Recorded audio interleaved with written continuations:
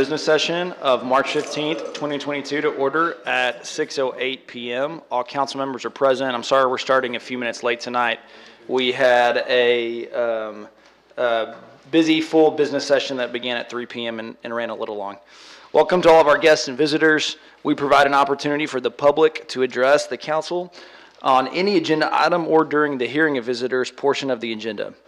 On items other than public hearings, speakers will be allotted 1 3-minute presentation, regardless of the number of agenda items the speaker wishes to address. If you are here to speak and have not filled out a registration card, please see the city secretary staff at the registration table outside of the auditorium so that staff can contact you if necessary. If you have handouts, please let us know at the beginning of your presentation, and staff will distribute those to council. If you're unable to approach the podium due to physical limitations, a microphone is able to be brought to you. When called to the podium, please state your name and address for the record. Each speaker must limit comments to 3 minutes. If you're speaking on behalf of a group of 10 or more individuals, please have those persons stand at the beginning of your comments, and you will be given up to 10 minutes to address the council. Please note that if you stand in support of a person getting 10 minutes to speak, you are forfeiting your right to speak on that item. For any person addressing the council through the use of a translator, the speaking time will be doubled to accommodate the translation services. While public discourse is very important to this council, we have to maintain order in meetings so that all persons may be heard and city business may be conducted. So, if directed by me, the Sergeant of Arms shall remove the council from the council meeting any person who, while addressing the city council or while attending the city council meeting, makes personal, impertinent, or slanderous remarks, becomes boisterous, or makes unauthorized remarks from the audience like clapping hands, stomping feet, whistling, yelling, or making similar demonstrations. And I know that there's some passionate issues on the agenda tonight, and I know that as we do here in Waco, we will demonstrate that passion civilly. Our first item on the, so with that now, please join me for the Pledge of Allegiance.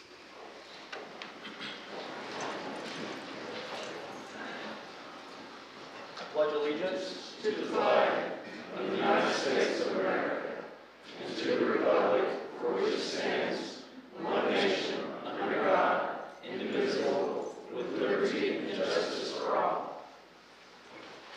Our first item of business is to consider the minutes of the March 1st, 2022, 3 p.m. special joint meeting of the Waco City Council and the Board of Directors of Reinvestment Zone Number 1 for tax increment financing, and the March 1st, 2022, 3 p.m. regular City Council meeting. These minutes were provided to you in your packet. Are there any corrections?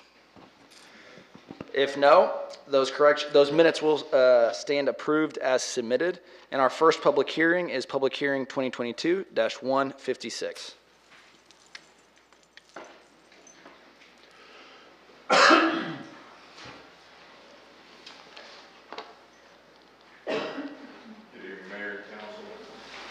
Assistant City Manager. This is a public hearing in accordance with the requirements of Chapter 26 of the Texas Parks and Wildlife Code to consider changes in the use of portions of Brazos Commons Park as further described below. Number 1, Area 1, an unsurveyed parcel of land consisting of approximately 1.6 acres and generally described as follows. Beginning at a point where Interstate 35 intersects with the northern boundary of University Parks Addition Block 1, Lot 7A, address is 700 South University Parks Drive. Then west along the northern boundary of said Lot 7A and the northern boundary of University Parks Addition Block 1, Lot 6, address is 522 South University Parks Drive, a distance of approximately 515 feet. Then north, a distance of approximately 50 feet, then approximately 260 feet along an northeasterly curve, generally parallel to the riverbank. Then approximately 280 feet east to the Interstate 35 frontage road along a line running parallel approximately 200 feet north of said northern boundary of Lot 6 and 7A. Then approximately 215 feet southerly along the Interstate frontage road to the beginning.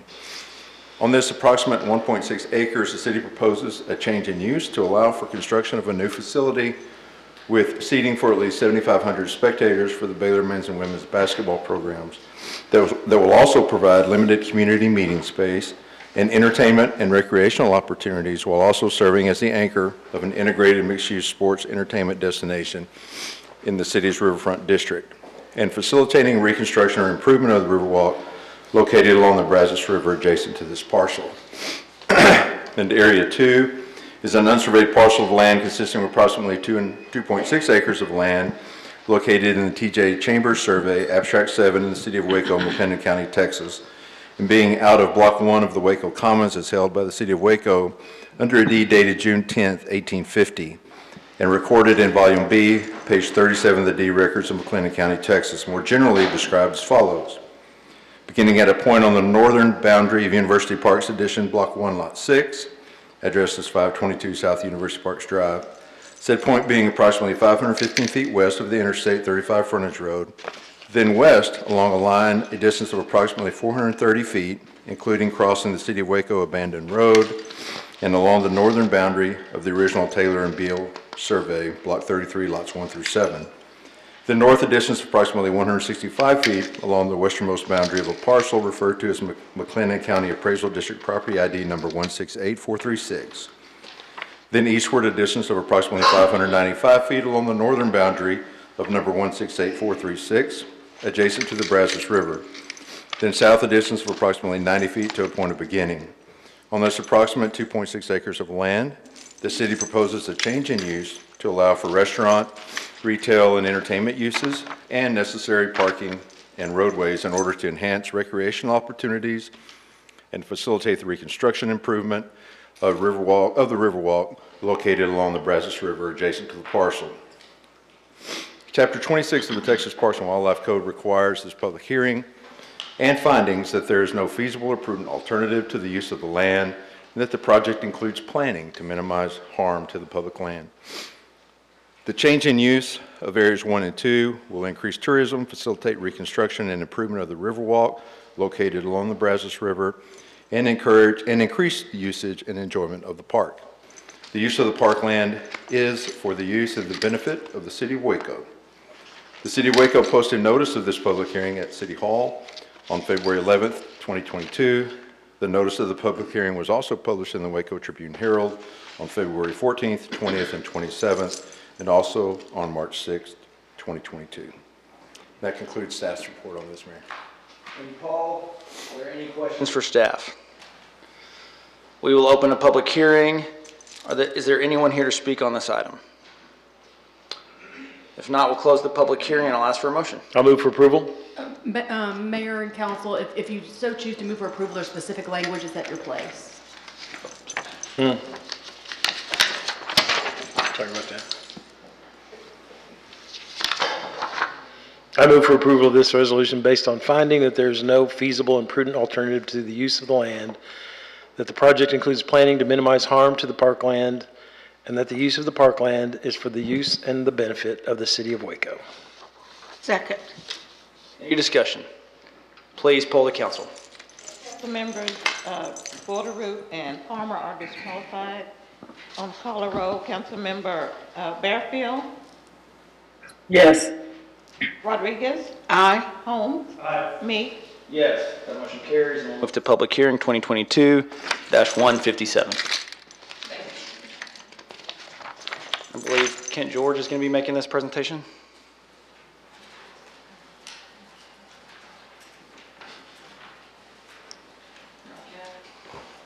Hey.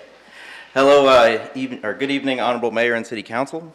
This is a public hearing in accordance with the requirements of Texas State Tax Code Section 312-002C1 to consider the resolution of amending the City of Waco guidelines and policy statement for tax abatement for real and personal property, effective through January 3rd, 2024. The proposed amendment provides an option within the policy for waiver of building permit fees assessed by the city and/or development impact fees in lieu of and in addition to a tax abatement if the project presents extraordinary value to the city in terms of added tax value, increased employment opportunity, and enhanced quality of life amenities. Effective September 1st, 2019, Chapter 312 requires that a public hearing be held at which members of the public are given the opportunity to be heard regarding the adoption, amendment, repeal, and reauthorization of tax abatement guidelines and criteria.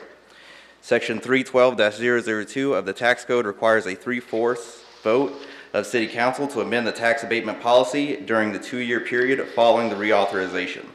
Notice of this public hearing was published in the Waco Tribune-Herald on February 11th, 2022. Thanks, Matt. Are there any questions for staff? Don't go too far. All right, we will open a public hearing for comments. Is there anyone here to speak on this item? If not, we'll close the public hearing and I'll ask for a motion. I'll move for approval. Any discussion? Please poll the council. Bearfield, Yes. Rodriguez, Aye. Borderoot. Palmer. Holmes, Aye. Meek, Motion carries, and we'll move to public hearing 2022-158. Thank you, Mayor, City Council. Clint Peters, Development Services Director. This is a public hearing on a request for an ordinance providing for the extension of certain boundary limits of the city of Waco, Texas, and the annexation of certain territory consisting of approximately 215.88 acres of land, more or less being all of that tract of land in McLennan County, Texas, of the Carlos Ocampo Survey, abstract number 32, and being part of that called 222.816 acres of land described in a deed to Crystal Springs Farm, LLC, is recorded in McLennan County Clerk's document 2015-015-999 of the official public records in McLennan County, Texas, and being located between Bagby Avenue and Interstate Highway 35, southeast of intersection of Gateway Boulevard and Bagby Avenue, and further located within Waco's extraterritorial jurisdiction, which said territory lies adjacent to and adjoins the present boundary limits of the city of Waco, Texas, providing for the designation of industrial as the comprehensive plan land use designation and designation of M2 light industrial district zoning for a portion of the 215.88 acre tract consisting of 192.76 acres, providing for the designation of office industrial flex as a comprehensive plan land use designation and the designation of O2 office resident district zoning for a portion of the 215.88 acres tract consisting of 23.11 acres. Assigning the annex territory to the City Council District 3, amending City of Waco Precinct 60 and to include the annex territory, directing that the City Precincts District map be revised to reflect that change, and providing voting location at any City of Waco vote center, providing that said territory bears a pro rata part of taxes, entitling inhabitants to all rights and privileges of citizens, and binding inhabitants to act of laws of the city, adopting a service plan, providing a servability clause, and providing for publishing of the ordinance, providing penalties therefore, and finding and determining that the meeting in which this ordinance is passed is open to the public as required by law. By a vote of 11-0, the Plan Commission did recommend approval of the annexation. We did receive a request from the applicant to continue this public hearing to the April 5th meeting, and staff does recommend that continuance. Great. So will there need to be a motion for the continuance? Open the public hearing, and then if anybody wants to speak, we need to allow that, and then make a motion on the continuance. Great. We'll open a public hearing. Is there anyone to speak on this item?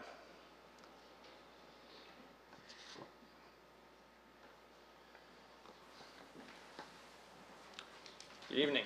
Good evening. My name is David Mercer. My address is 1927 Columbus Avenue here in town. As Mr. Peters just mentioned, we're requesting a continuance until the April 5th meeting. Staff has been great to work with. We just have a few last-minute items that we need to button up prior to the first reading, so would request a continuance. Thank you. Thank you. Is there anyone else here to speak on this item? If not, I will ask for a motion at this I time. will move that we allow the requested continuance of the public hearing. second. Just to clarify, is the motion to continue the hearing until April 5th, Yes. 2022? Yes. We have a motion and a second. Is there any discussion? Please poll the council. Bearfield, Yes. Rodriguez, Aye. Borderoot, Yes. Palmer, Holmes, Meek, Motion carries. And the next item is public hearing 2022-159. Honorable Mayor, members of the council, this is a public hearing to consider a resolution granting to RAS Investments LLC for an amendment to the special permit for self-storage warehouses in C2 zoning district to expand the self-storage warehouse facilities on property described as Lot 2, Block 2 of the Cottonwood Valley Edition known as 1821 and 1829 South New Road. By a vote of 10-0 with one abstention, the Plan Commission recommended approval of the request based on the following findings. One, the proposed use is consistent with the comprehensive plan and the purposes and intent of Chapter 28 zoning of the Code of Ordinances in the City of Waco. Two, that the proposed use is compatible with the appropriate and orderly development of the area in which it is located. Three, that the proposed use will not be more objectionable to neighboring properties because of traffic congestion, noise, fumes, vibrations, or any other characteristics that any use permitted in the zoning district without the grant of this special exception. And four, that available community facilities and services, including the road system, providing access to the proposed use, are adequate for the proposed use. I would like to provide a additional recommendation based on the input we got from our work session, and that would be that the proposed screening shall extend along the southern property line up to the entry gate. So that would make it where it goes all the way around the property now.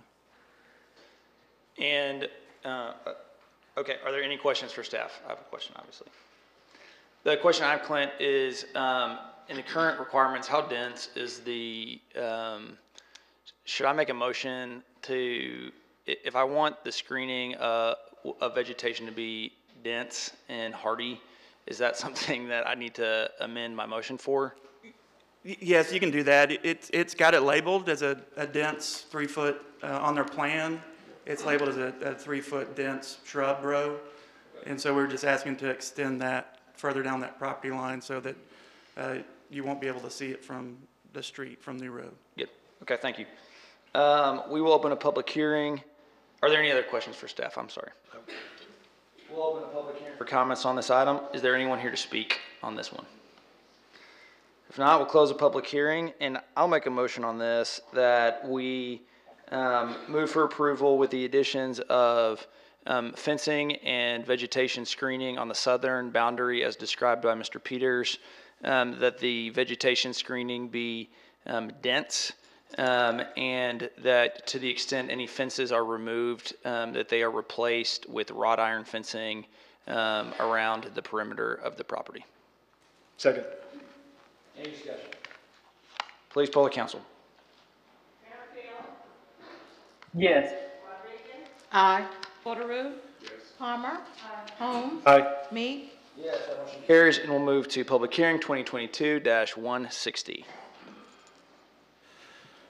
Honorable Mayor, members of the council, this is a public hearing to consider a resolution granting a special permit to the Salvation Army for Transitional Shelter 2 in an O2 zoning district on property described as Lot 1, Block 1, in Arroyo Edition known as 1324 LaSalle Avenue.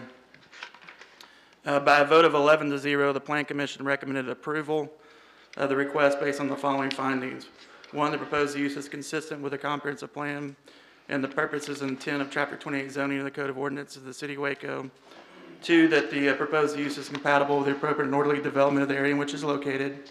Three, that the proposed use will not be more objectionable to neighboring properties because of traffic congestion, noise, fumes, vibrations, or any other characteristics than any use permitted in the zoning district without the grant of the special exception. And four, that available community facilities and services, including the road system, providing access to proposed use are adequate for the proposed use. Are there any questions for staff? Mayor, we're going to do something a little unique here today. We're going to have Clint repeat his presentation that he made in the work session. Okay. And so at this point, we're going to pull up his slides because there's a lot of people in the audience that weren't at the work session. I think it'd be good for them to hear it. So yes, we're going to go over the work session presentation again, give a little bit more description of what the request is, and then go into a little bit more depth on some of the conditions that are part of the recommendation. So this is a request for Transitional Shelter 2. This property is 9.9 acres in size. It's within the Alta Vista neighborhood in Council District 1. The next slide. So a little bit more of what a transitional shelter is. It's a transitional shelter is a residential facility providing temporary shelter for persons who are receiving therapy and or counseling for support staff who are present at all times. The residents are present for one or more of the following purposes. So it can be just one of these, or it could be more than one. In this case, Salvation Army fits under number 2, which is to help homeless persons or families achieve independence and obtain permanent housing. Salvation Army has a lot of other operations and functions they're going to proposing to use at this facility that are permitted by right under the O2 zoning district. It's just this portion of their operation that requires the special permit approval by council. Go to the next slide. So here is the property. It's near the intersection of 12th Street and LaSalle in South Waco. It's a vacant property. Some of the other businesses near it are the Phipps Memorial, which is at the hard corner of 12th and LaSalle. You have the gas station, which is right across the street on the corner. Mission Linen Supply, which is the industrial building right adjacent to it. And then StarTex Propane, which is across LaSalle from it. And then you have Primrose Creek, which runs along the rear of the property, which is a drainage channel next to Primrose. And then this is just a closer look at that property where you can see how it has frontage on both LaSalle and 12th Street and how it backs up to the channel. Here's the zoning. So a lot of the zoning along LaSalle is C5 zoning, which is a mix heavy commercial industrial zoning. And then this property was changed to O2 approximately 7 years ago. And that has been the transition for that area to be transitioning more to office residential type uses. Here is the layout for the proposed Salvation Army site. I'm not going to go into details on the specific uses because Salvation Army is better to speak of that, but I just wanted to go over briefly what they're proposing there. So what they're doing is consolidating 3 facilities that are spread out of town to this one site, which will include their Center for Worship, all their administrative offices, which are currently on Waco Drive. Their Center of Worship is located off of I-35 currently, and then the shelter portion of it, which is located downtown. They are proposing shelter for 30 men, beds for 30 men, beds for 16 women, and then 16 two-bedroom apartments for families, which will be a new function for them. They currently do not have that in their facilities. They also will have emergency financial assistance, food pantry, rental assistance, clothing and furniture vouchers, a day shelter, which is currently not one of their services they provide, that will be new to this facility. Community kitchen and an outside social services provided for mental and physical health, educational classes, GED, financial management, resume writing, job training, mail services, laundry, lockers, and showers. So those will be all the uses, and there's probably some more that they'll talk about that are at the site. But just the overnight shelter part is what is requiring the special permit. Everything else they're proposing to do is permitted by right without the approval of City Council. Go to the next slide. So these are just some examples of other facilities that they've built across the state. This is one in Temple, Texas. The next one is in Galveston, and then the last one's in Kerrville. And so they will work with the local community in the city to make sure the building is high quality and match or pay tribute to the architectural style in the area. You know, some of these styles won't fit in Waco, but they will work, to make sure it matches and fits in with the area in which it's located. They have hired RBDR to do their design work for them. RBDR is also was the architect that worked on some of the concepts for the LaSalle Avenue corridor study. And so they have a good sense of what that group has been advocating for along LaSalle Avenue as it revitalizes. Here's some pictures of the site. So this is looking from LaSalle, from the median across LaSalle to the property. Go to the next picture. Looking down LaSalle towards the circle. See the property with all the trees is where this property is. You have industrial buildings on both sides.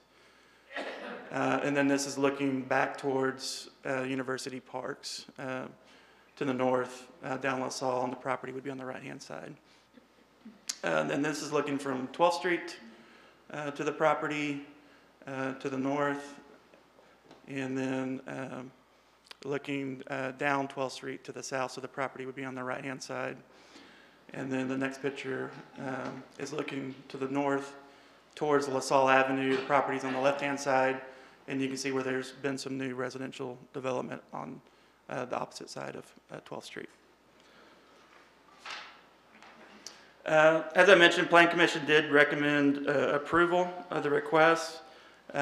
We did, staff had recommended some additional special conditions for it, and I wanted to go through those with you. And then Plan Commission also recommended an additional special permit. So there are 16 conditions. I just wanted to cover a couple of them that are specific to the site. One would be that the site plan must meet all development standards consistent with the site and design requirements of the Plan Review Committee, including but not limited to the following. Site grading and drainage, floodplain, parking, signage, vehicle, pedestrian access and circulation, landscaping, refuse location and access, fire protection location and access, and the LaSalle Avenue corridor district overlay requirements. The next one is that the permittee will work in good faith with the LaSalle Avenue overlay district steering committee to ensure that the final site design, facade facing LaSalle, and their operational standards for this facility work to advance the goals of a safe, accessible, vibrant, and sustainable corridor as laid out in the LaSalle Avenue Economic Development Strategy. The next two go together. The permit shall authorize a maximum of 100 beds, and then the permit shall be limited to transitional residential care. The next one is a transit stop shall be constructed in accordance with the City of Waco transit system standards along 12th Street or on-site access from 12th Street. Sidewalk shall be installed and or upgraded in accordance with LaSalle Avenue corridor district overlay standards along the extents of the development and up to the corner of LaSalle and South 12th Street. So all the way, even though their property doesn't go all the way to the corner, they'll be required to put sidewalk all the way to that corner. And then the permit shall be for a period of 5 years from the date of issuance of a certificate of occupancy. And then finally, the condition that was added by the Plan Commission at their hearing was a recommended 6-foot tall privacy fence installed along the northern portion, northern property line that abuts South 12th Street. That's it. Okay, any questions for staff? We will open up a public hearing, and the ordering of events, there's a lot of people here to speak on this item, and we're so glad everyone is here tonight. Because there's so many people speaking, what I'm going to do is I'm going to call the first person up, and then I'm going to say who's on deck after that. And so the first card I have tonight is, and then what I'd like you to do is, yes, ma'am. I'm so sorry to interrupt you, but the applicant goes first. That's right. Okay, and I have the applicant coming up first. So we'll start with the applicant. And in fact, I don't know if there's any other proponents of it, but I'll start with the applicant, Mr. Ralph Patterson.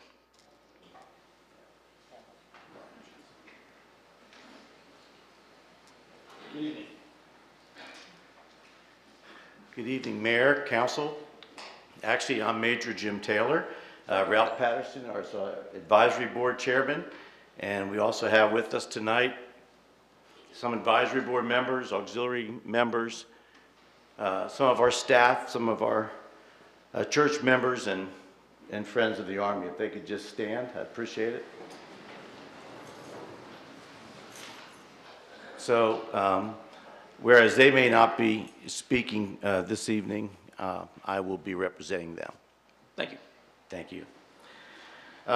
You've already gone through a lot of the elements of what we're going to want to do at this site. I want to give you a little bit of a history of how we got there. In a 2019 study conducted by the Baylor School of Social Work for the Salvation Army, they came up with 3 recommendations: to collaborate, consolidate, and expand our services. They state in their study that Waco is a city of over 500 nonprofits and churches meeting various community needs. They said that the Salvation Army has a unique opportunity to reimagine how it will position itself with a distinct set of services to achieve sustainable outcomes. And then they listed in their executive summary these 3 items: collaborate, explore partnerships with other local agencies, churches and schools, and businesses such as Caritas, CareNet, Compassion Ministries, Mission Waco, the Veterans Administration, Prosper Waco, Waco Transit, the Financial Literacy Coalition, the Heart of Texas Homeless Coalition, and they listed several others. And many of those organizations we are already either a member of or we work in concert with. Such collaborations, they say, will minimize duplication and improve services for those in need of food, shelter, transportation, and other family support services that might allow the Salvation Army to develop more long-term services to promote their self-sufficiency. Under consolidate, they said, consider a campus-style location for the Salvation Army services. This will minimize transportation for clients seeking services at various sites around the city and improve access to their services. The third thing that they mentioned in that study was to expand.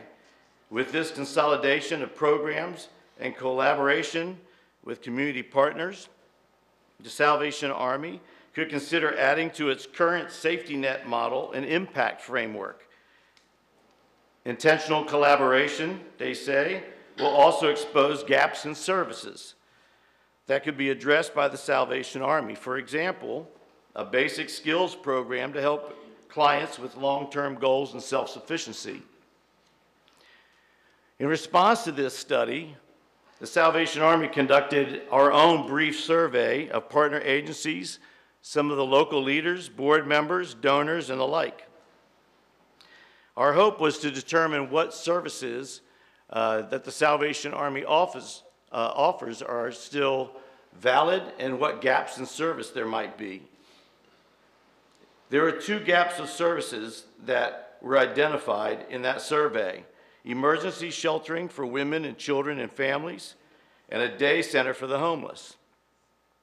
It was at that time, November 2019, that the Salvation Army started looking for property that would satisfy the recommendations of both studies. We hired a commercial realtor to guide us in the search, and over the next several months, we visited more than 24 sites before landing on 1324 LaSalle Avenue. At the recommendation of then Councilman Hector Sabito, we met with Mark Arias and David Mercer, who in turn invited us to speak before the LaSalle Overlay Committee at a June 2020 meeting. We left that meeting, quite frankly, with mixed results, but confident that together we could make this work. We even approached the same architect that they are using so that our project would meet the overlay standards. Last Thursday evening, my wife April and I had the opportunity to meet with about 30 of these business owners, residents there in the LaSalle Avenue area, and explain our proposed project, to field their questions and hear some of their concerns. The 3 concerns that I wrote down on my notes the other night had to do with an influx of homeless people and how that will impact their community and their way of life. This is a legitimate concern. The people who will be residents at our facility are program participants who have voluntarily come to the Salvation Army, and they have come to the Salvation Army that they might receive the assistance and the help, the guidance that they need. They will be assigned a case manager who will assess their situation and develop a case plan to help them follow through. Another concern that this group had was security. What about people who refuse to follow the case plan or are not residents? More importantly, those who are unruly and pose a security risk to the community. Another legitimate concern. After the meeting, I spoke with city representatives about incorporating what is called a reporting station on our property. This was actually a suggestion that was made by one of the people from the community in that meeting.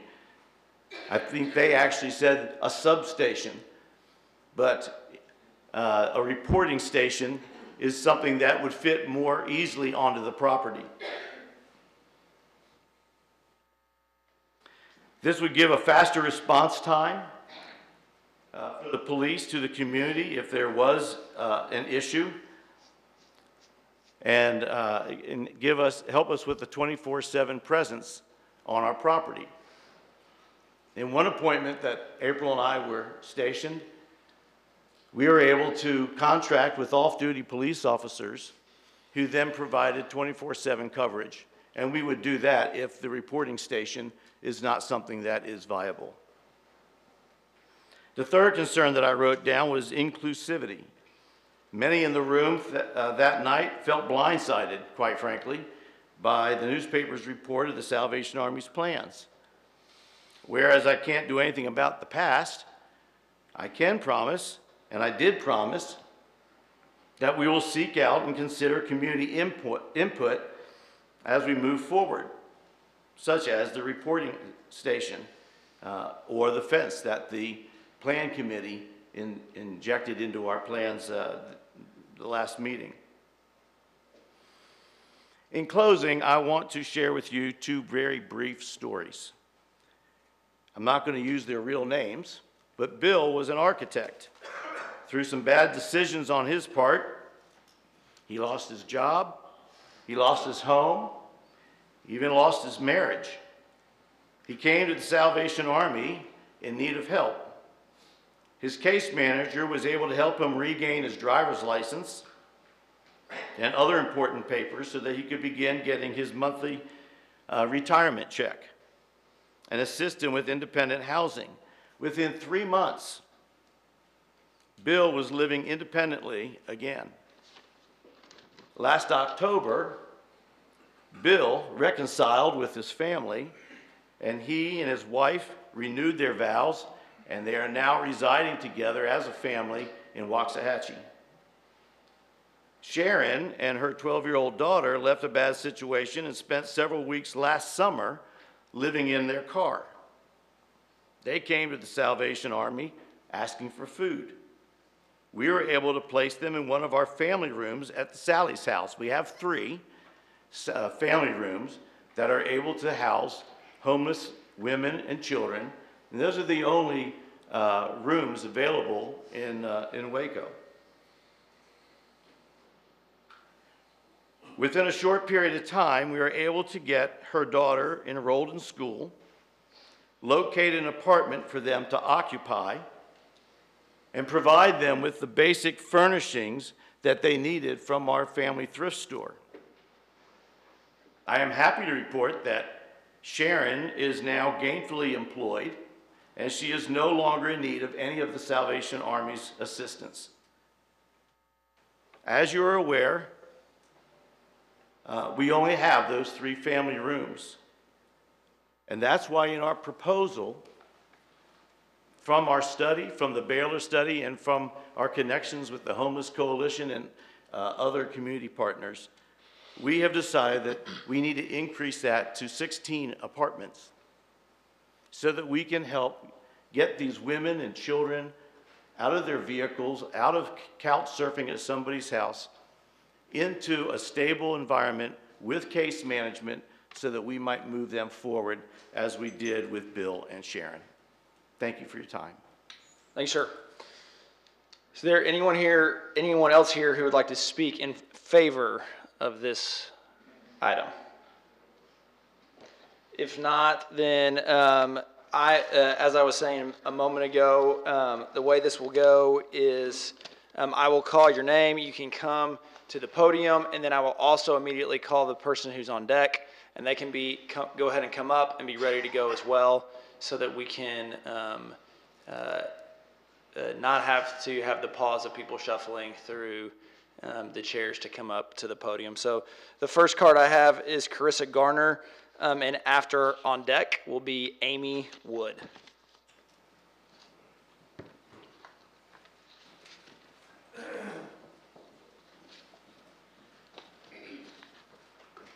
Hi, I'm Carissa Garner. I live at 66 Daughtry, which is just a few blocks away from where this project will be, hopefully.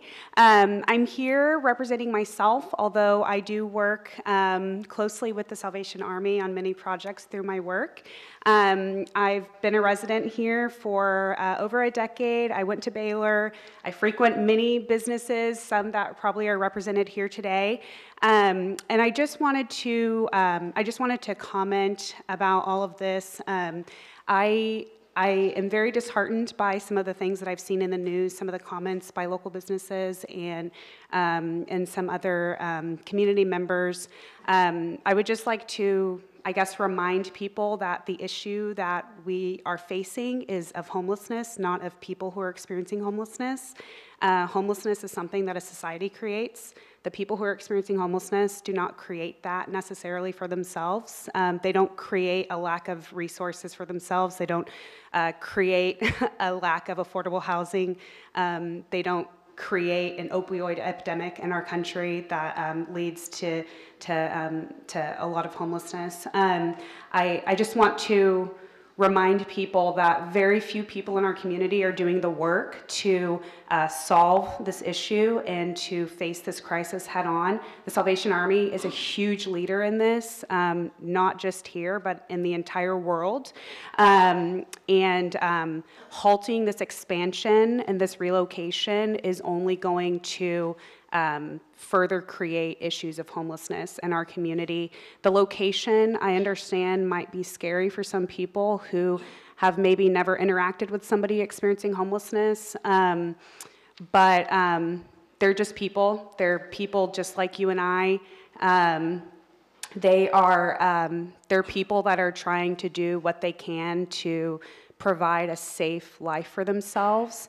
And the Salvation Army, as I said, are the ones who are helping them. If you truly feel that homelessness is an issue in your community, I invite you to join the Heart of Texas Homeless Coalition with us. We meet monthly.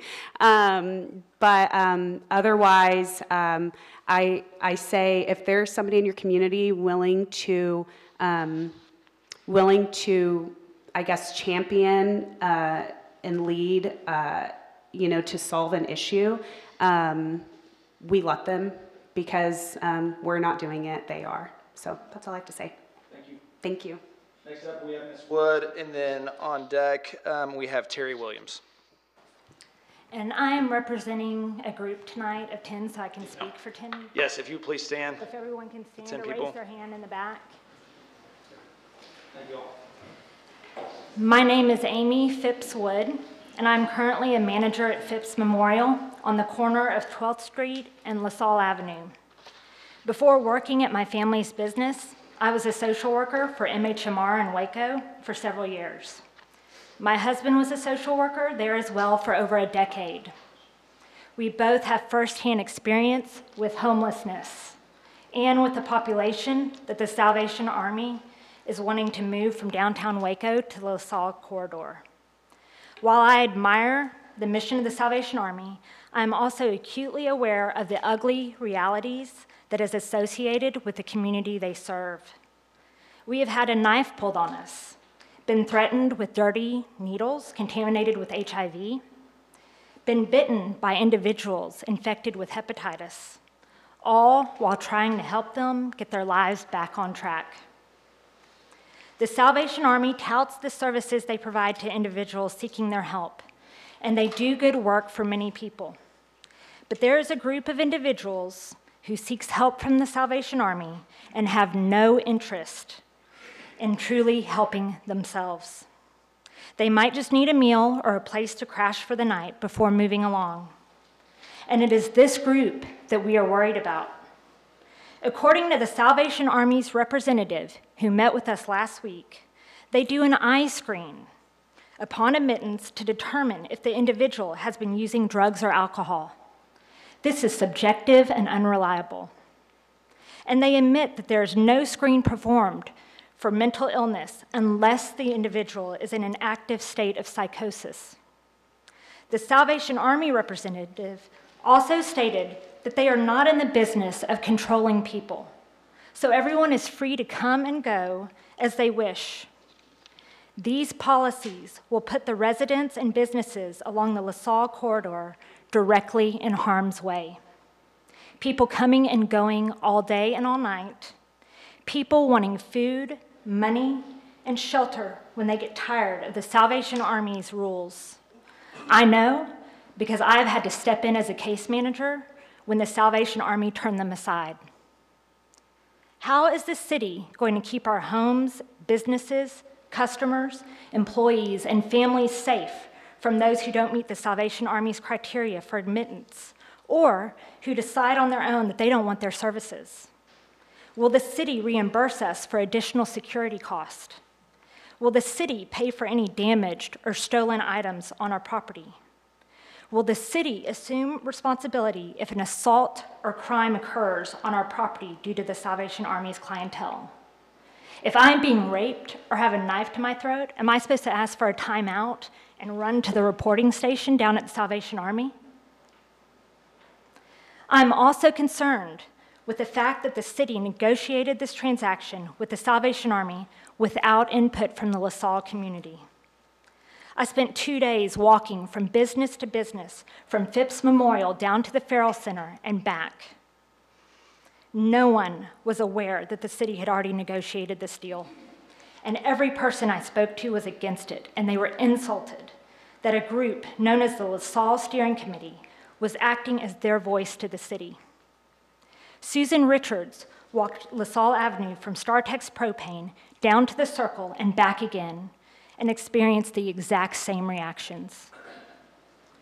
Waco City Councilmen and the mayor have relied on the advice and opinions of the LaSalle Steering Committee to rationalize this venture, a committee that residents knew nothing about, a committee that most businesses on LaSalle Avenue didn't know anything about, a committee that city officials have claimed to not be fully aware of, despite advertisements about the LaSalle Steering Committee's meetings being posted on the city manager's webpage. The LaSalle Steering Committee has stated that the city is gifting $1 million to the Salvation Army. Why hasn't this gift been brought to the public's attention? I asked David Mercer, who's been the spokesman of this committee, for a copy of the committee's bylaws, minutes from past meetings, and a list of current officers and members. He told me they don't exist. How can a committee that gives input to the city and falls under the Syntex Hispanic Chamber of Commerce operate in such a secretive way?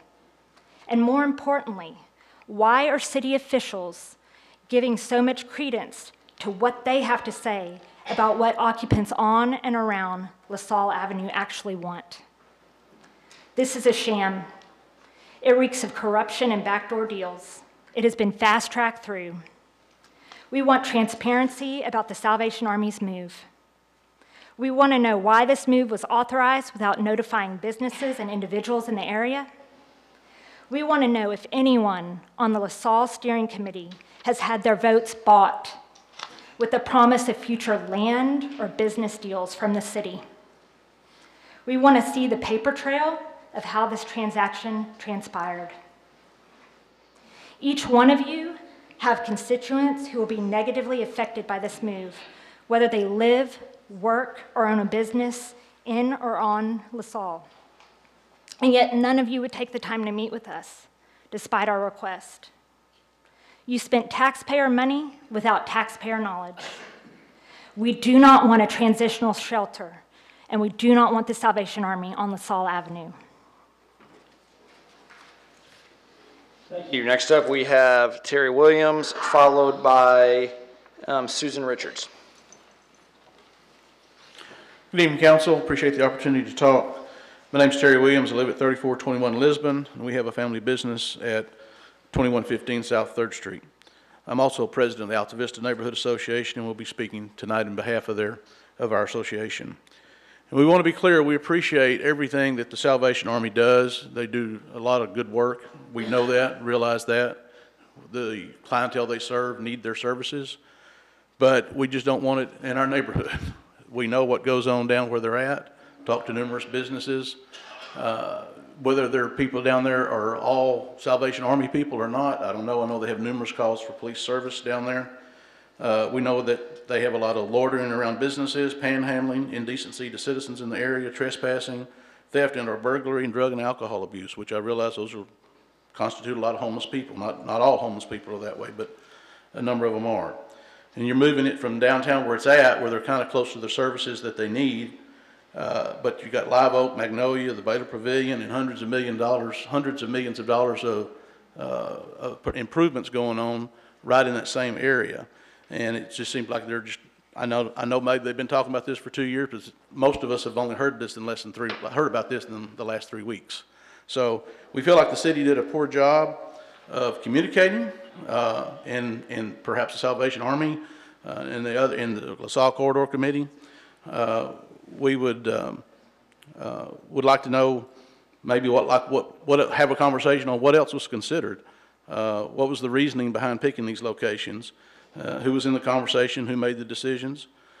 We could get a postponement of the vote to give us on the LaSalle corridor and the neighborhoods affected, which you're putting it right in the middle of 3 neighborhoods. Backs up to it's actually in Alta Vista, but it's right on the border of Alta Vista and Oakwood, and then Baylor's across LaSalle. There's a lot of Baylor students and so forth in the area, and these people have a reputation for doing the things that I'd said before. But you want to have a chance to have an input on the decision, which we don't feel like we've had. I would say this, the major touched on this, some of the things that we've talked about that could be incorporated into the zoning change if it goes through. Fenced, we were saying 8-foot fence or the type to be determined, have on-site security, 24-hour on-site security, with the authority to go off property and pick up those that if they get off the property and start causing problems, whether it be panhandling or dealing with the businesses in the area, because there's a lot of small family-owned businesses up and down LaSalle. This would be the Salvation Army's expense, and it could reduce the calls for service to the police department. And all entrances would like to see them gated, to where they don't have just willy-nilly access or egress, and provide transportation, and the Salvation Army to provide transportation to and from their destinations of where they need to go for services. Please wrap up your comments, Mr. Williams, but thank you. You can wrap up your comments. You can Okay, I was wrapping up. To where they could have transportation, where they could make sure they got to where they were going, get back to where the Salvation Army was, them be safe as well as the public be safe. So thank you for your. Thank you, Mr. Williams. Next up, we have Ms. Richards. Hi, I'm Susan Richards, live at 2601 LaSalle Avenue and have StarTex propane directly or almost directly across the street from where the Salvation Army is thinking about going. I have 1201 and 1203 LaSalle. I never received any kind of communication for the Planning Commission. I found out about it, went to the Planning Commission, spoke against it. It was really an insult that they even called it. It was a farce. We went to the Planning Commission. 3 days previous to the Planning Commission, it had already been put in the newspaper that this was a done deal, that the city was doing this for the Salvation Army.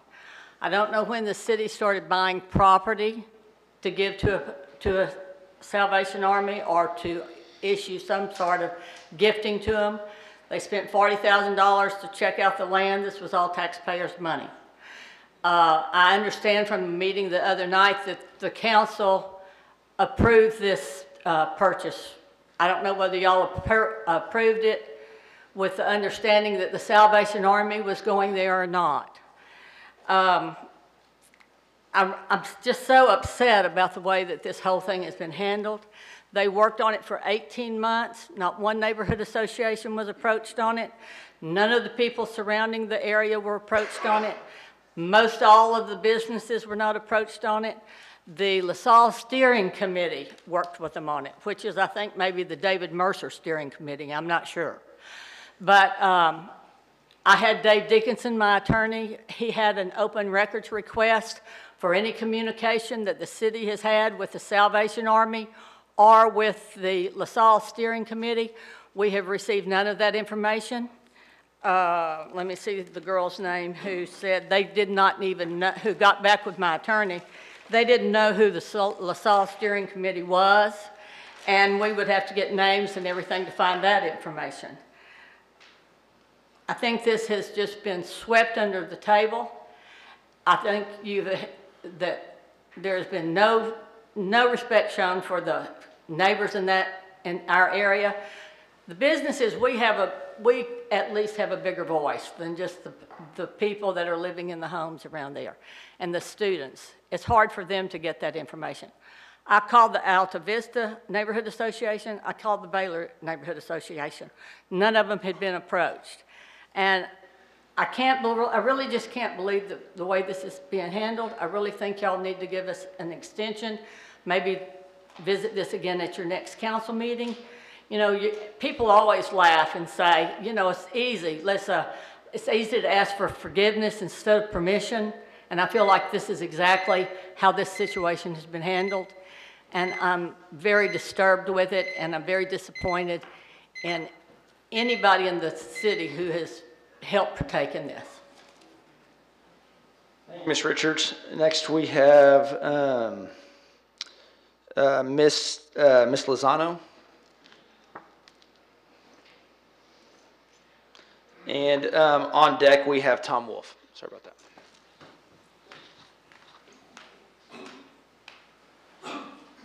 Good evening. Good evening. My name is Concha Lozano. I live at 925 Brown. I also have I live at 921 Brown. Sorry. I also have property at 925 Brown. Again, I'm Concha Lozano. I'm here on behalf of Oakwood Neighborhood. I represent the long-term safety concern of our neighborhood. Again, I represent Oakwood. I don't have a lot of people standing in the seats for me, but I am the voice for Oakwood. And so my concern is, first and foremost, again, the safety. Where are all these people that the Salvation Army is not going to be able to service? I'm not against the Salvation Army, just like I told them the night of the meeting we had Thursday. I am a recipient of the Salvation Army. I've been there. I volunteered. I went back when I got on my feet, went back, volunteered. I bagged toys. But again, I'm not against them. I'm against what's going to come to our neighborhood once they build, if they build there. Again, we were blindsided by this. We weren't told. I worked closely with a couple of people with Grassroots. They knew of it, but they didn't tell me. They didn't tell me about the steering committee. Although they are a part of the committee, they did not say, hey, Connie, we have a LaSalle Corridor Steering Committee. We have a proposal of Salvation Army. None of this was brought to me. I've been doing this for 2.5 years now. Again, I feel cheated on this. My thing, again, is a lot of people are not afraid. I heard a young lady out in the foyer when we were coming in. She was saying, oh, I'm not afraid. I'm not afraid of the Salvation Army. I'm not afraid of the homeless. I'm not afraid of the Salvation Army. I'm not afraid of the homeless. I know what it can bring. They cannot keep, the Salvation Army cannot contain all these people. Although they say they're going to do screenings on these people when they come in, they're not going to be able to screen all of them. Some of them are, of course, we know a lot of people fall through the cracks. You have a mental illness person that they don't get service, they're in the neighborhood. You have the government apartments that are not too far behind where this Salvation Army is going to be built. They're vulnerable to, you may have a single mother that's going to be vulnerable to one of these men homeless men that she may want to try to help, that she brings into her house. What's going to happen when he has a mental issue or mental breakdown? It affects her and her family. She's not going to call the police because there's a lot of law enforcement in this room right now. They know that you can, being in public housing, you can only call the police a certain amount of times. If not, you get evicted. What are they going to do if they don't call the police? Because they've already had all these calls. They don't want to get evicted. They don't want to be called and say that they caused that problem on themselves. There's so much more that I would like to say, but again, I wasn't told that a lot of the rules and regulations to come to City Council. This is my first time. I wasn't told a lot about the steering committee. Again, I ask that you all rethink this and do an extension on it so that we can be more prepared next time. Thank you. Thank you. Next up, I have Mr. Wolf, followed by Travis Bockham. I'm Tom Wolf, president of Wolf Wholesale Florist at 1500 Primrose Drive. And I also fully support the Salvation Army's mission to fight the homelessness issue and to help those people. But it doesn't belong on LaSalle Avenue. Regardless of any studies with Baylor or any other organizations that the Salvation Army has done, the city of Waco has spent $47,000 on their own study for the LaSalle corridor.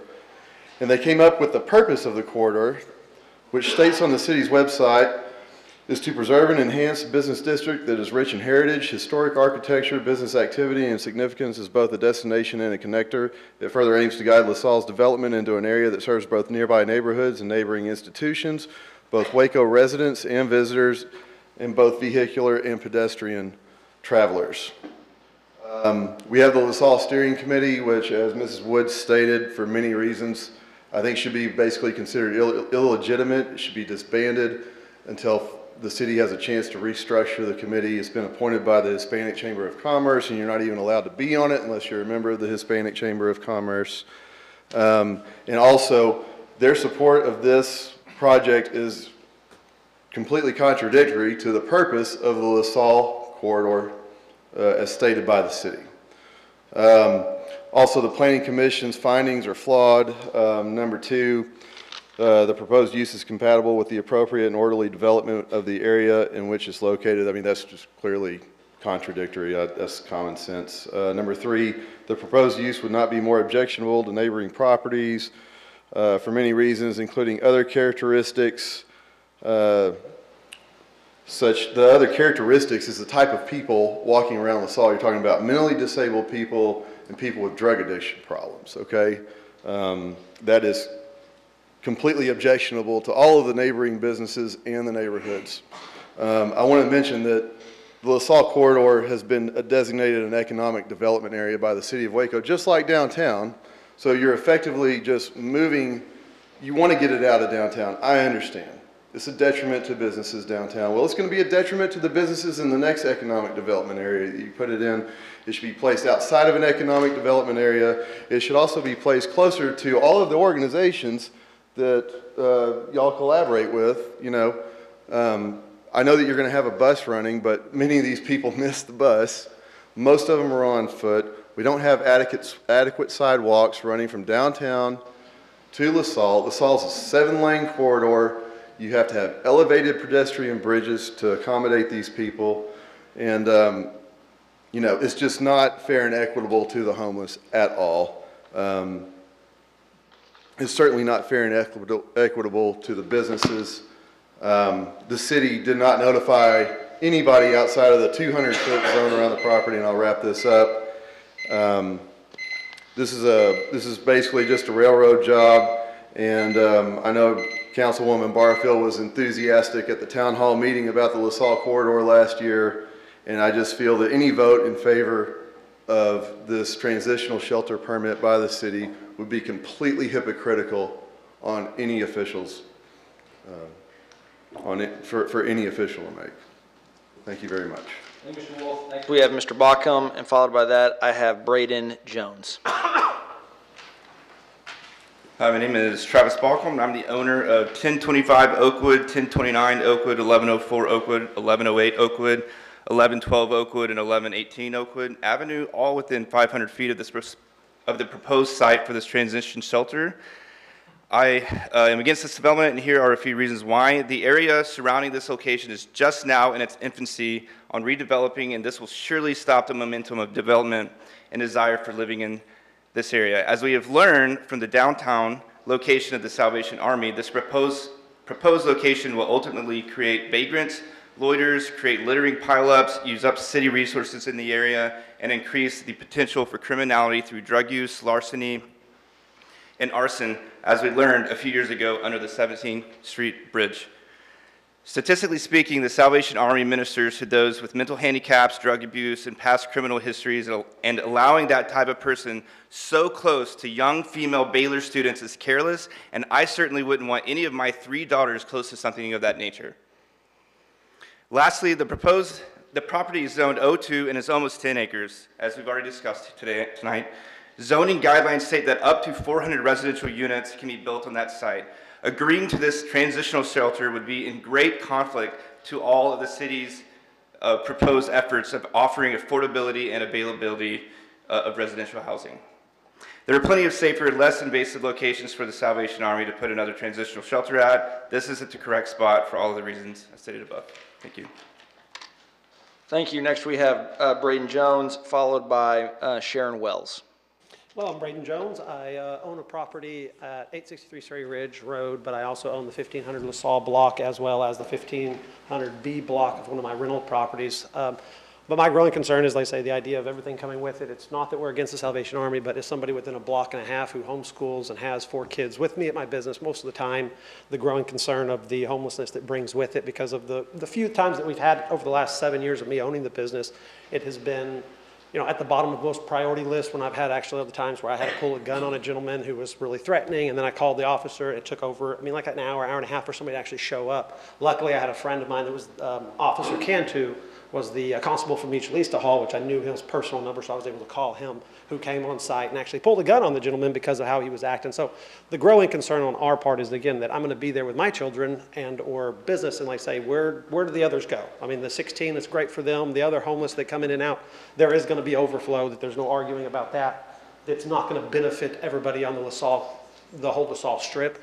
It's a 7-lane highway, like we say. It's not a business road that's meant for people to be wandering up and down, toting buses in and out. I don't know how that's going to work as far as, is it going to be free transportation for the gentlemen that come in and out, or the people for the Salvation Army, or how does that work? Because I mean, if they're already struggling with so much, then again, the bus facility isn't going to help them much if they can't afford to find a place. Then how are they going to afford to even get the bus to get them in and out of there? So they're going to have a lot of wandering and vagrant. And you know, I just don't want to deal with the soliciting that we already deal with in the last 6.5 years we've been there, and they've done such a good job in LaSalle over the last 15 years. This is how long I've actually started working out there, when I was 17.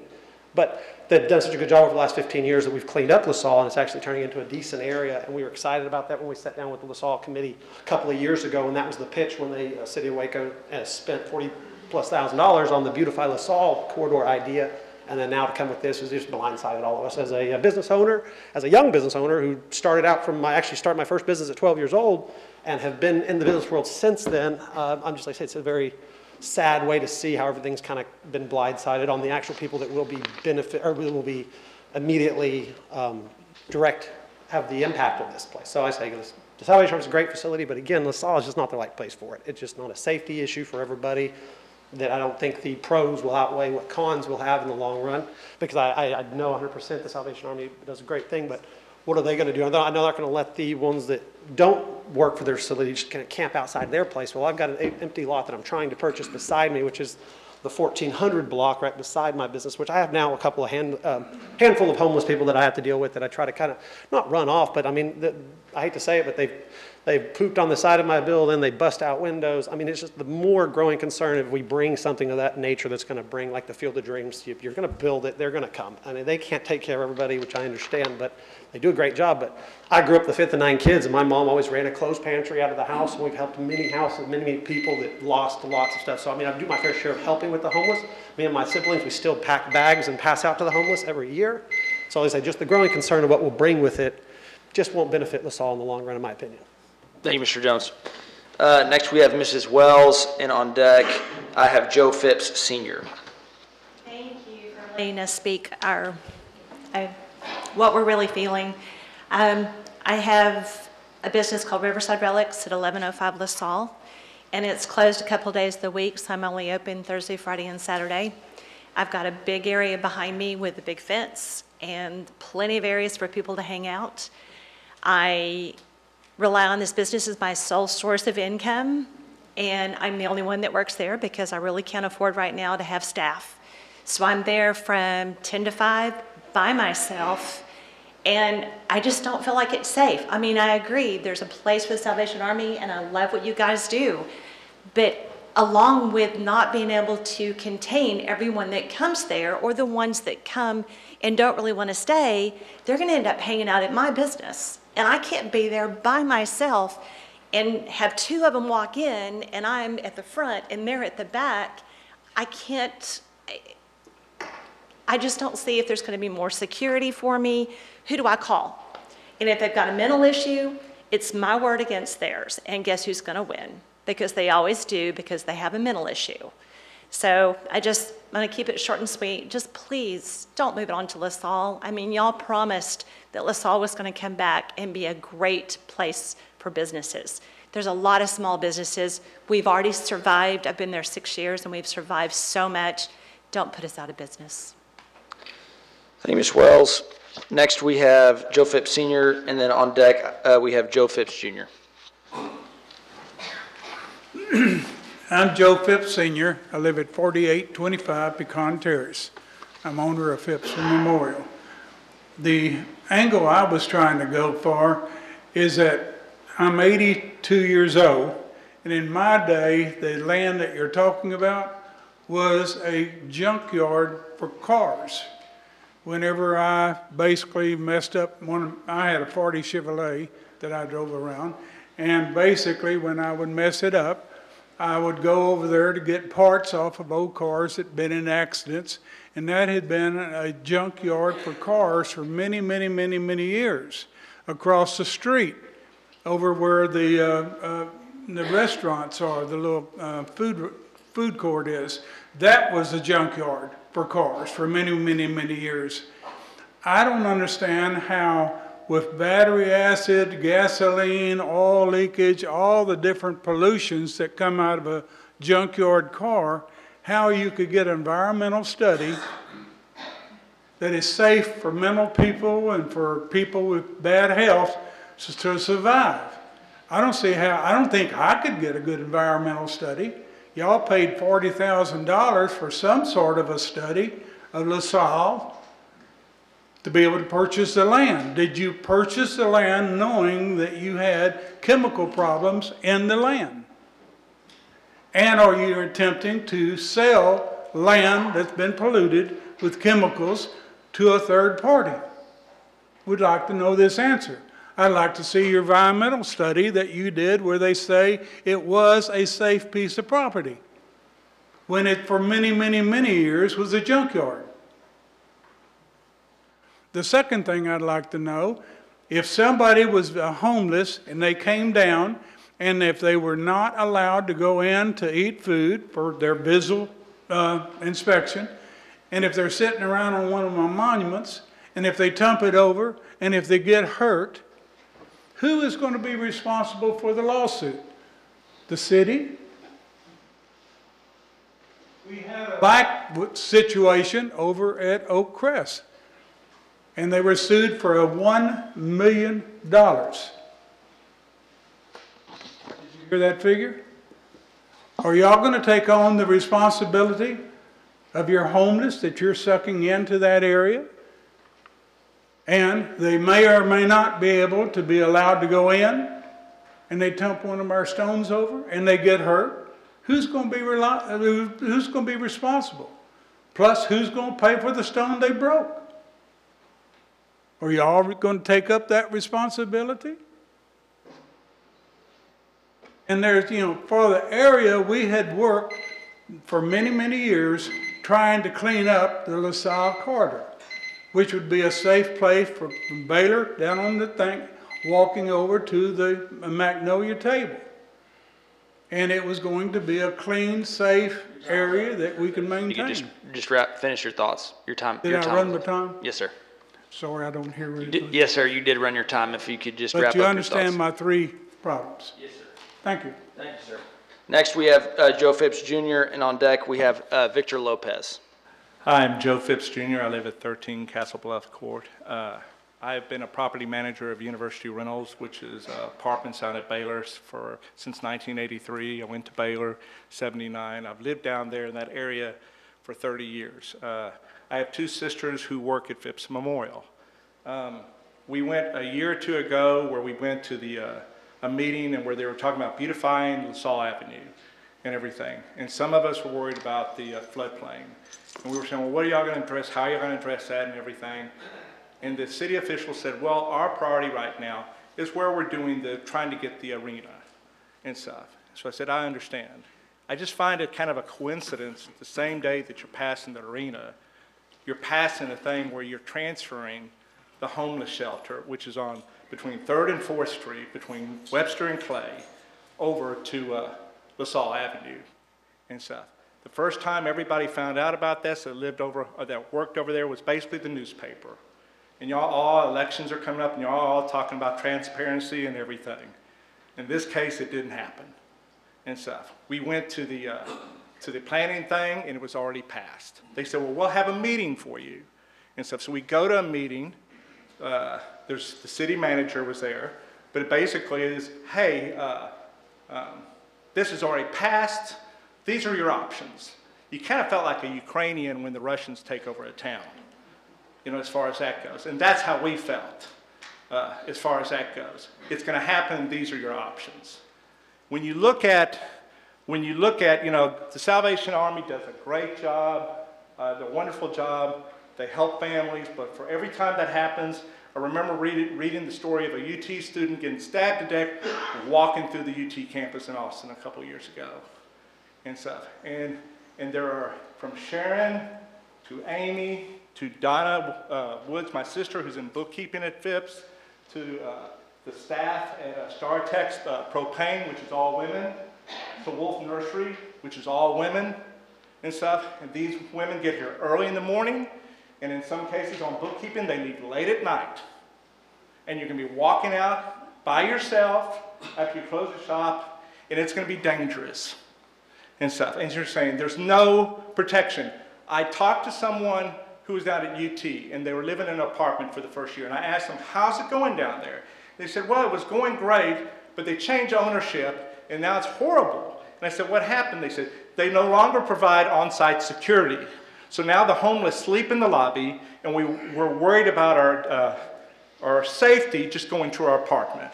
And so indirectly what you're saying is, in these times where it's a 40% or 40-year high in inflation, everybody has to hire their own security person, is what you're saying on that. There is LaSalle Avenue, and I'll wrap it up, was a state highway. If you ever try to cross LaSalle Avenue, it's quite dangerous. And the fear that we have is the fact that after there's 2 or 3 incidents where people get hit, who is to say behind our backs the city's going to buy more land and move all the support group that's now 9 to 10 miles away back over to LaSalle? We're always wondering is, why didn't you pick a site closer to all the other support group instead of moving it that far away from them? You're just asking more problems. Thank you. Thank you, Mr. Phipps. Next, we have Mr. Lopez. And on deck, we have an online speaker. I'm going to mispronounce his name probably, but Nalay Baguette, I think. I have a for an online speaker. Registered online. Oh, registered online. Okay, sorry about that. Yes, sir. Y'all let me speak. I personally live here off of 8th Street. I'm a resident there, but I also have a business here. Sometimes I'll have these guys work out there for me. I do see some of the access being taken away if this does go down. To MHMR, access to food, you got Caritas right there, access to sidewalks. Me being in a wheelchair, I've seen people out there in a wheelchair, and that just makes me think of what's their access going to be to food, what's their access going to be to other services. Like I get there's going to be, I guess this is another veterans thing out there for them whenever it comes down to building it, if y'all were to go to it. I don't know if you guys are actually going to do it, but I'm just thinking about that. I'm thinking about the families that are going to be taken away and pushed out there. I don't think it is right to move everybody else and spread them out, you know, away from Waco. I say the downtown Waco. It just doesn't make sense. You're just causing more trouble. There's also crime out there. Obviously, there's crime out there, and there's obviously crime where we're at now. But taking them away from access to food, sidewalks. I mean, sometimes they need to cash their checks, and there's one place they can cash it. Sometimes if they lose, or somebody steals somebody else that's right next to them, their buddy, their friend, whatever, steals their ID or their wallet, and they're pretty much screwed out of luck, and they only have one place to go, and that's down right there off of Valley Mills. You know, that's already a trek to go there, and you're thinking about taking that away and moving into LaSalle. That's a whole nother 5 miles. I don't know where it's going to be at, but it's already hardcore of a what's it called, a commute. And then some of them are in wheelchairs, so there's no sidewalks. I can barely get out on the sidewalks here in Waco, and that's bad. You know, I get blocked off because Magnolia's there. I get Magnolia's great. They're bringing money. I get it. It's great for Waco, but no access. Losing access. And that's just my 2 cents. Appreciate y'all. Yes, sir. The next card I have is, again, I'm going to mispronounce this name, Nyla Baguette. Am I saying that right? Anybody here by that name? They have a handout called Effective Emergency Winter Homelessness. Anybody? Okay. The next card I have is Shelley Gay. Yes, ma'am. Come to the podium.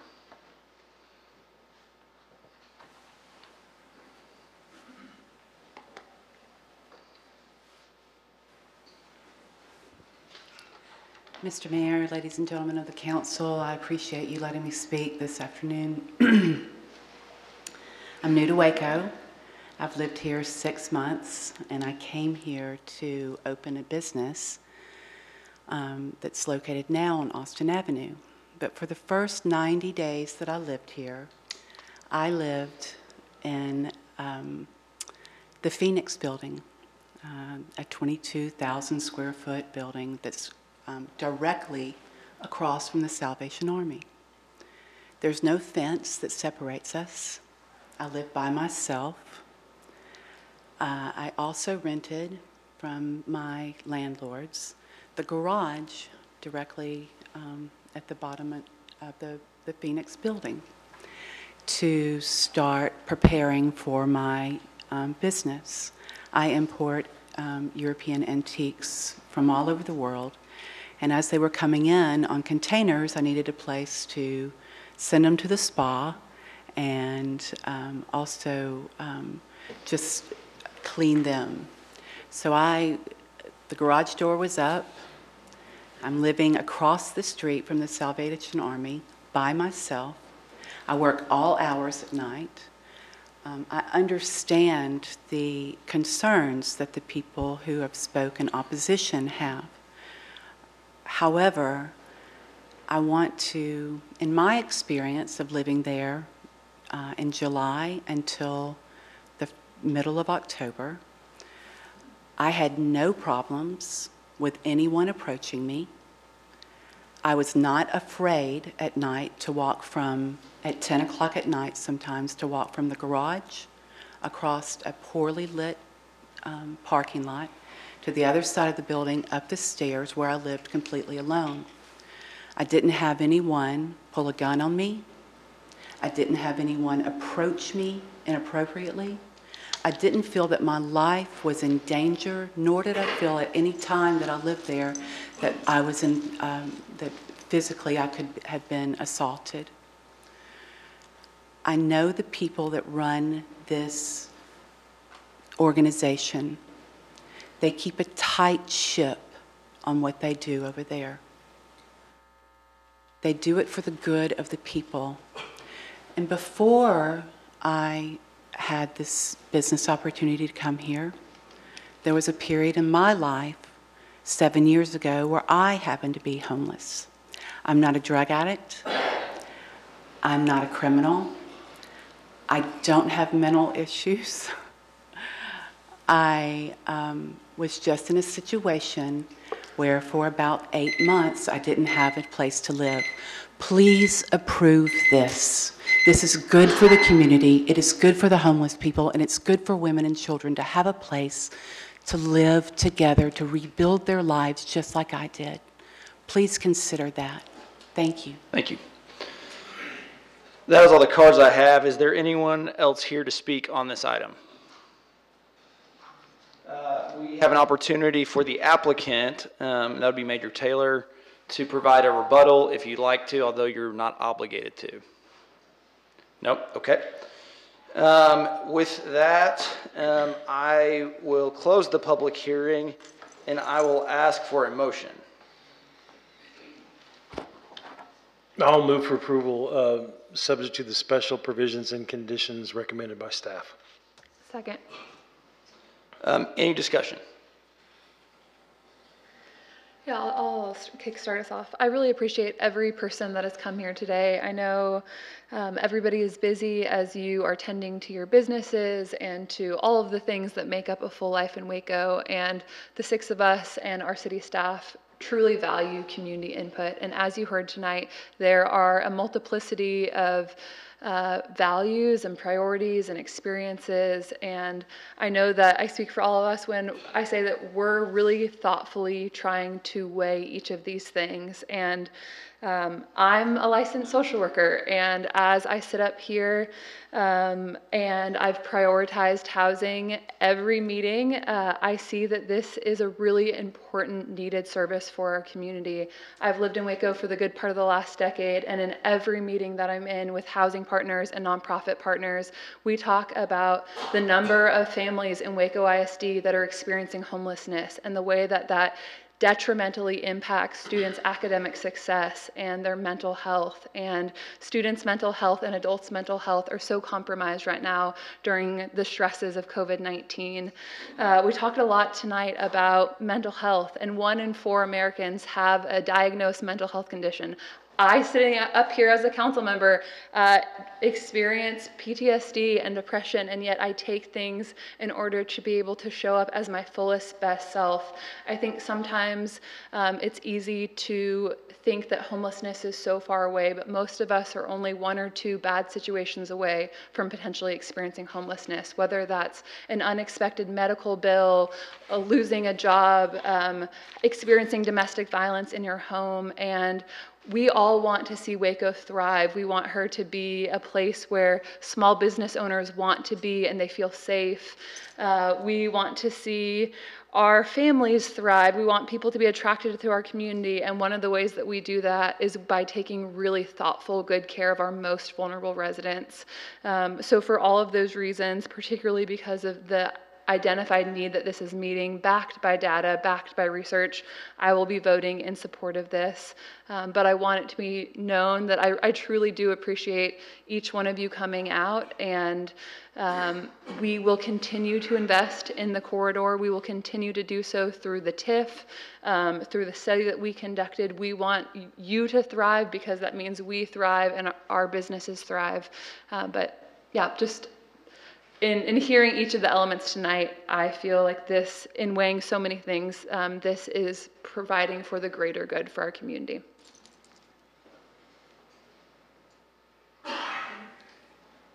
I don't think the issue for me is the work that the Salvation Army does. We all know it does a wonderful job, but my thing is the location, and I'm not supportive of the location, so I will be voting against this proposal. I'll be voting in support, and I do appreciate the concerns of everyone that's spoken tonight. I will say that the current Salvation Army location is about a block, actually less than a block, from Live Oak Classical School, which has done some significant investment and expansion over the last 5 to 10 years on that site, and I believe has not had any notable issues with its proximity to the Salvation Army. Furthermore, my own children, for the last 11 years, have spent every summer and the first 5 years of their life a block and a half from that property.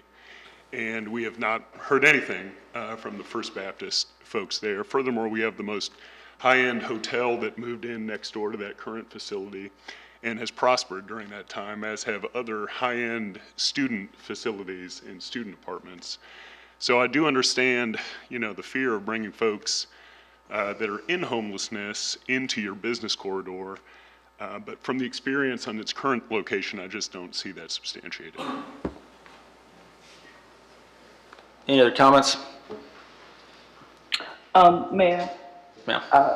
I like echo my colleagues in the sentiment that we appreciate the passion in which our residents and business owners have come out to share their opinions on this, and what you do say does absolutely matter.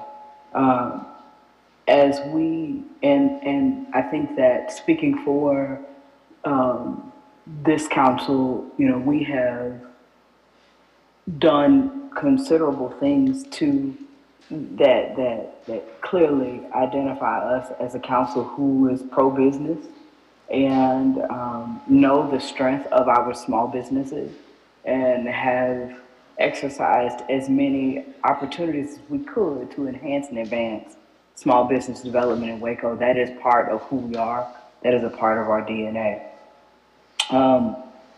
With that, I think that it's important to realize that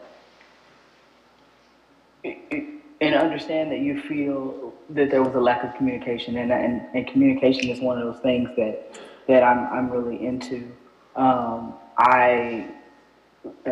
Mr. Wolf spoke about the meeting that we had with the LaSalle corridor, and I believe in the revitalization and of that area, of that district.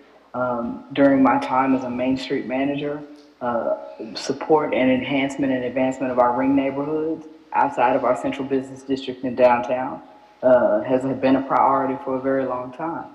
And as a native Wacoan, knowing what LaSalle was or was not even in my childhood,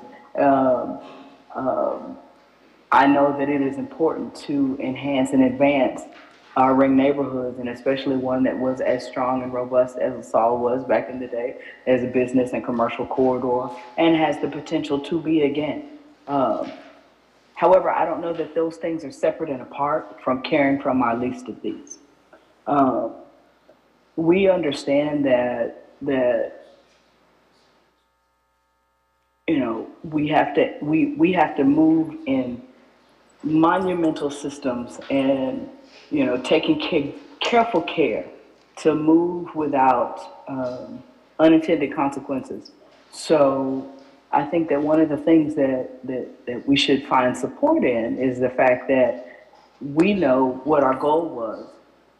Our beginning goal was to seeing how we can enhance this corridor, but we also understand that our city is only as strong as our weakest. And we have a responsibility and obligation to provide a safe place for everybody. That is including those who don't have, that is including those who have greater privilege. And that is our responsibility as stewards of this city.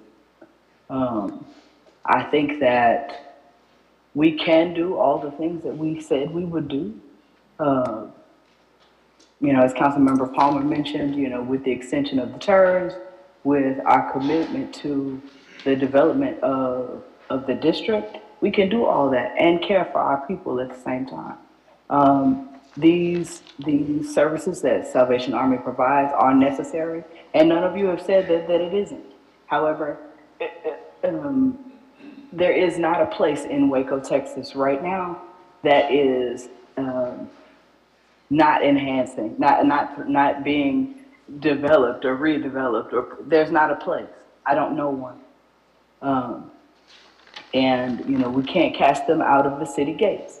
So what we do is build in a manner that protects them, protects the citizens and residents, protects the businesses that we have in our community, because that's the only way that we are going to, we have to grow, and we're going to grow together. The poor will be with us always. And I think it's our responsibility to do what we can to care for them in a manner that is with dignity. Yes, there will be challenges that go along with that, but we owe it to everyone to see those challenges through. I'm on city business right now in Washington, D.C., and right short of the Capitol Hill. There's I mean, it is everywhere. It is around us. And so we do the things that we can do to make it, to make the best efforts for as many of those as we can. We have already given as a city, as a community, a commitment to safety and a commitment to assistance as we can. And I think that with the opportunity to build on this site, we can do that in a way that is reflective of the corridor that we had envisioned it to be, while keeping our least of these safe, while keeping the residents and businesses safe. And I think we as a city, I believe, are committed to doing that. And moving forward, we'll be able to grow and advance Waco for everybody. Thank you, Councilmember Bearfield. I really appreciate everyone being here tonight so much.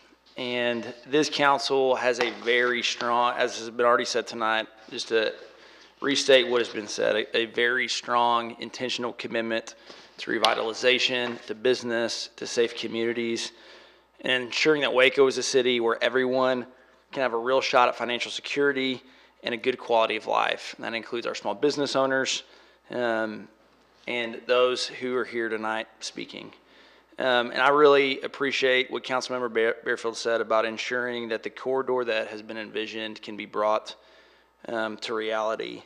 I believe that the issues that were addressed tonight, the concerns, many of the concerns at least, that were addressed by opponents tonight, it's on all of us. It's on the council, it's on our city, it's on our community at large to create solutions to those concerns addressed, regardless of where Salvation Army might find itself.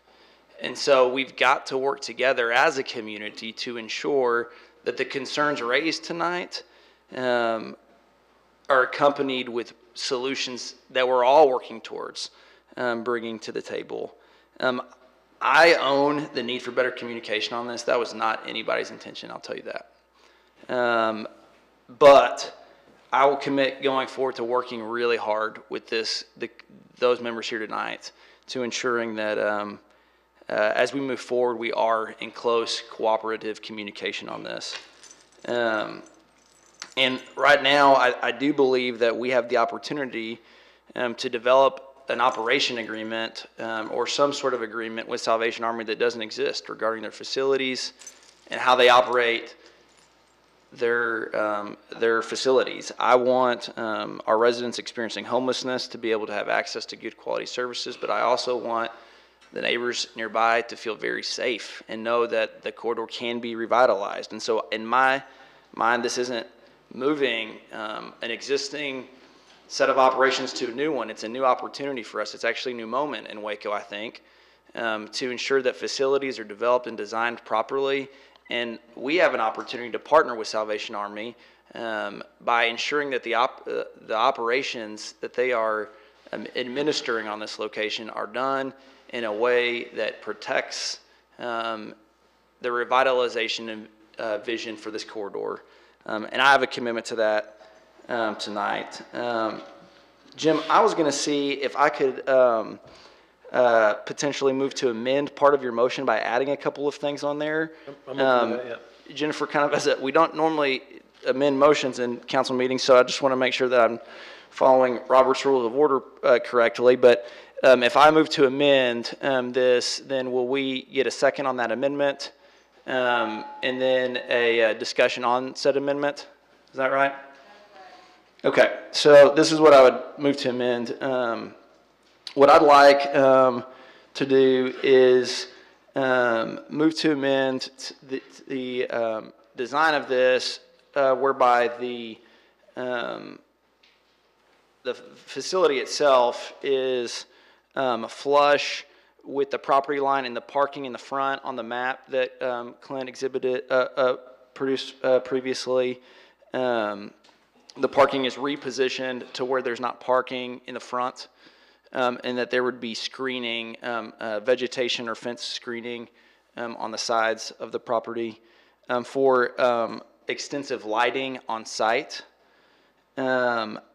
for vegetation along the entire property lines of the facility.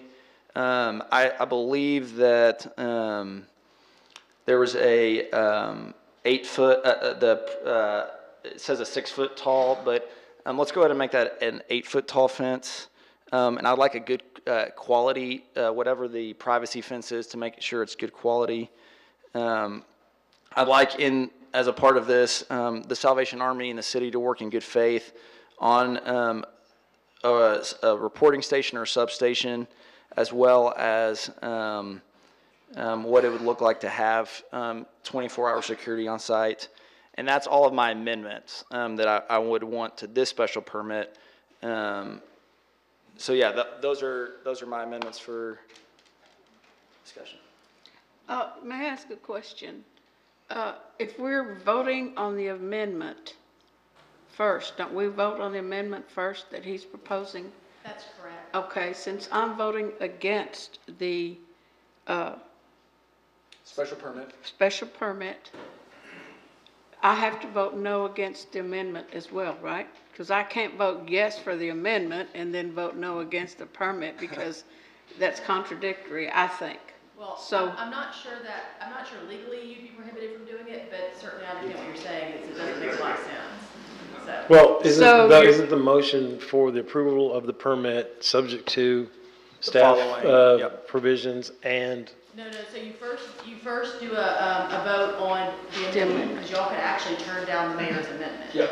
And then you go to the main motion and do a vote on the main motion. Yeah, right. Okay. So basically, you didn't answer my question, Jennifer, so I'm going to vote no on both of them. I think that makes sense. Okay. I second the mayor's motion, or amendment to the motion. Okay, and then a couple of other things that, just to wrap up the discussion. So there's a motion and a second. So do we vote on the amendment? First, yes. Okay. Okay, so we have a motion and a second. Is there any further discussion on the amendment? We're not voting on the special permit. Any discussion on the amendment to Jim's motion? Okay, then I'll call for a vote on the amendment to Jim's motion in favor of the special permit. Fairfield, Yes. Rodriguez, No. Waterroot, Yes. Holmes, Aye. Meek, Yes. The motion on the amendment to the special permit, the motion to the amendment for the motion for the special permit carries. To wrap up the discussion then of portion of this, things that that's going to be really important to me to see as we move forward and work out some sort of agreement further with the Salvation Army is going to be LaSalle lighting on LaSalle, security strategies that are going to be implemented by the just security strategies that our city and Salvation Army work together with other community partners to develop.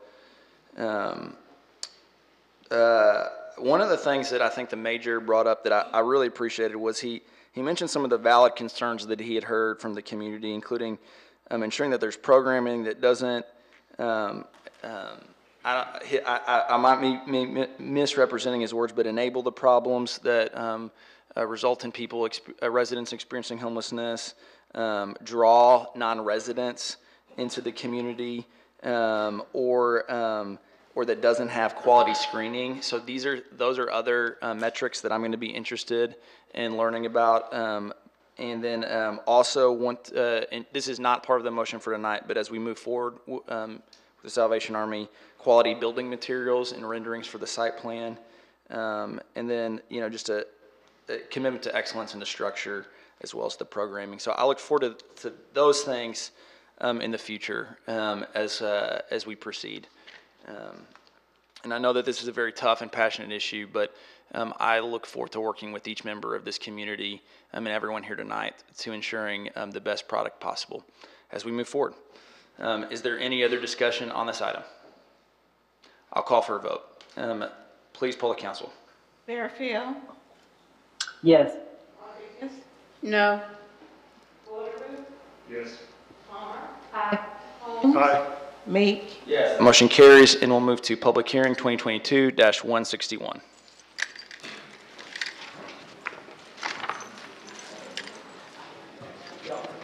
We'll actually recess for about 3 minutes to let people exit.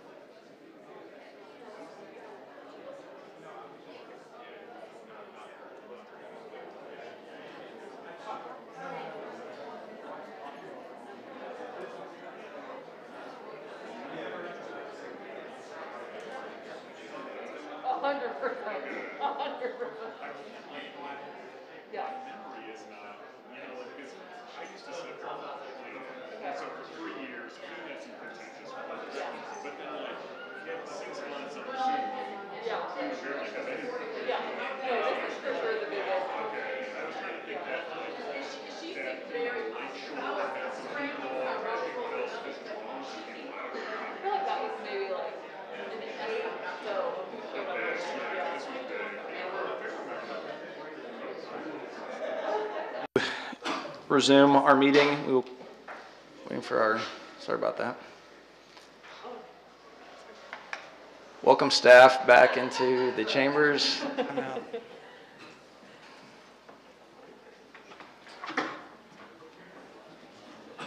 We'll wait for our city manager to return. Is he coming? No, don't need him. We don't need him. We'll resume our meeting with public hearing 2022-161.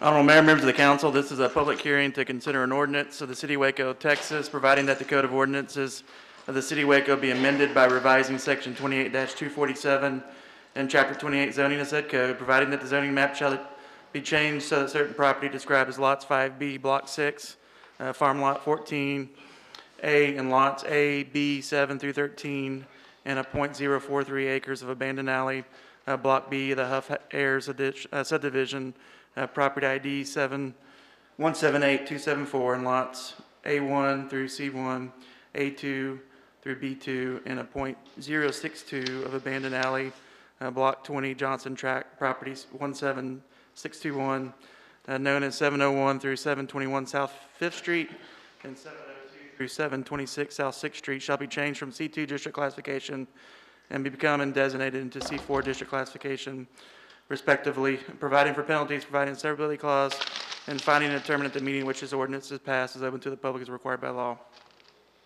By a vote of 11-0, Plan Commission recommended approval of the request to change the zoning based on the following findings. One, the proposed zoning is in conformance with the land use component of the comprehensive plan and the Imagine Waco plan for Greater Downtown. Two, the existing public infrastructure is adequate to provide for uses allowed in C4 zoning.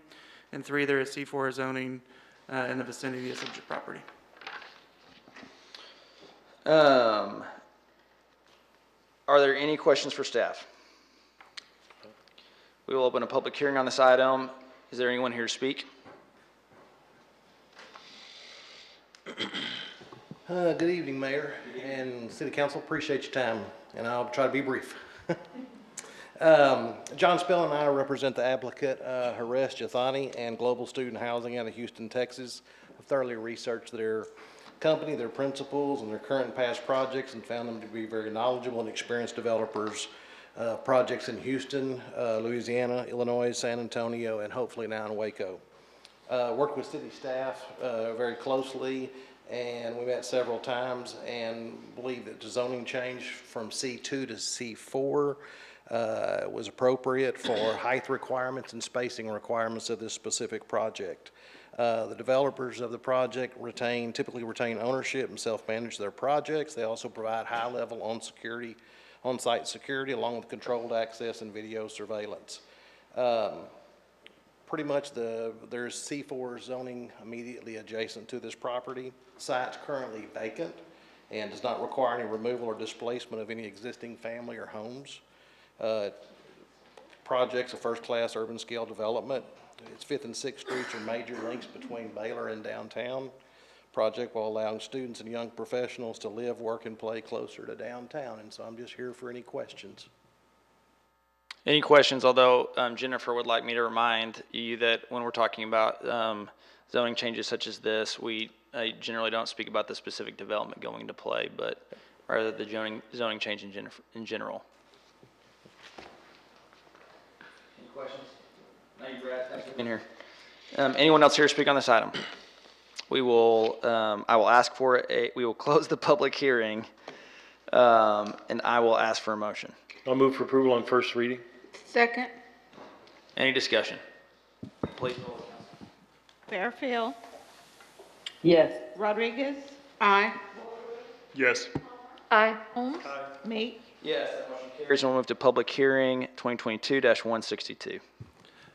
Honorable Mayor, members of the council, this is a public hearing to consider an ordinance of the City of Waco, Texas, providing that the Code of Ordinances of the City of Waco be amended by revising Section 28-247 and Chapter 28 zoning and said code, providing that the zoning map shall be changed at certain property described as Lot 10, Block 3 of the Queen Crest Addition, known as 3501 Ethel Avenue, shall be changed from R1B district classification and be designated into R2 district classification, providing for penalties, providing severability clause, and finding to determine that the meeting in which this ordinance is passed is open to the public as required by law.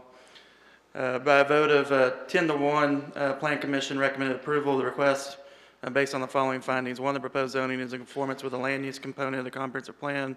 2, the property meets all the area and with requirements for R2 zoning.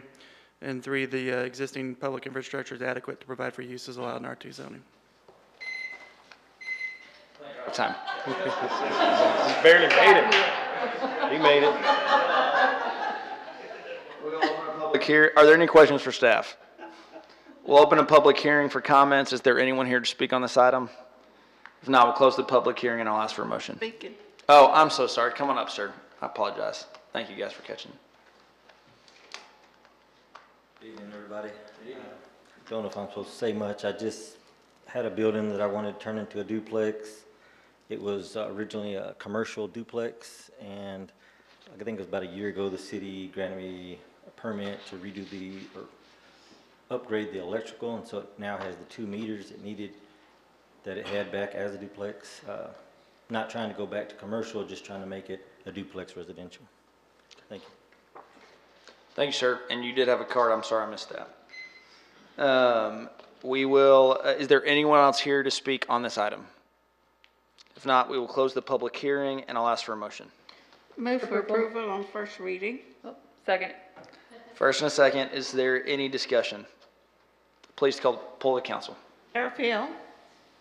Yes. Rodriguez. Aye. Wateroo. Yes. Palmer.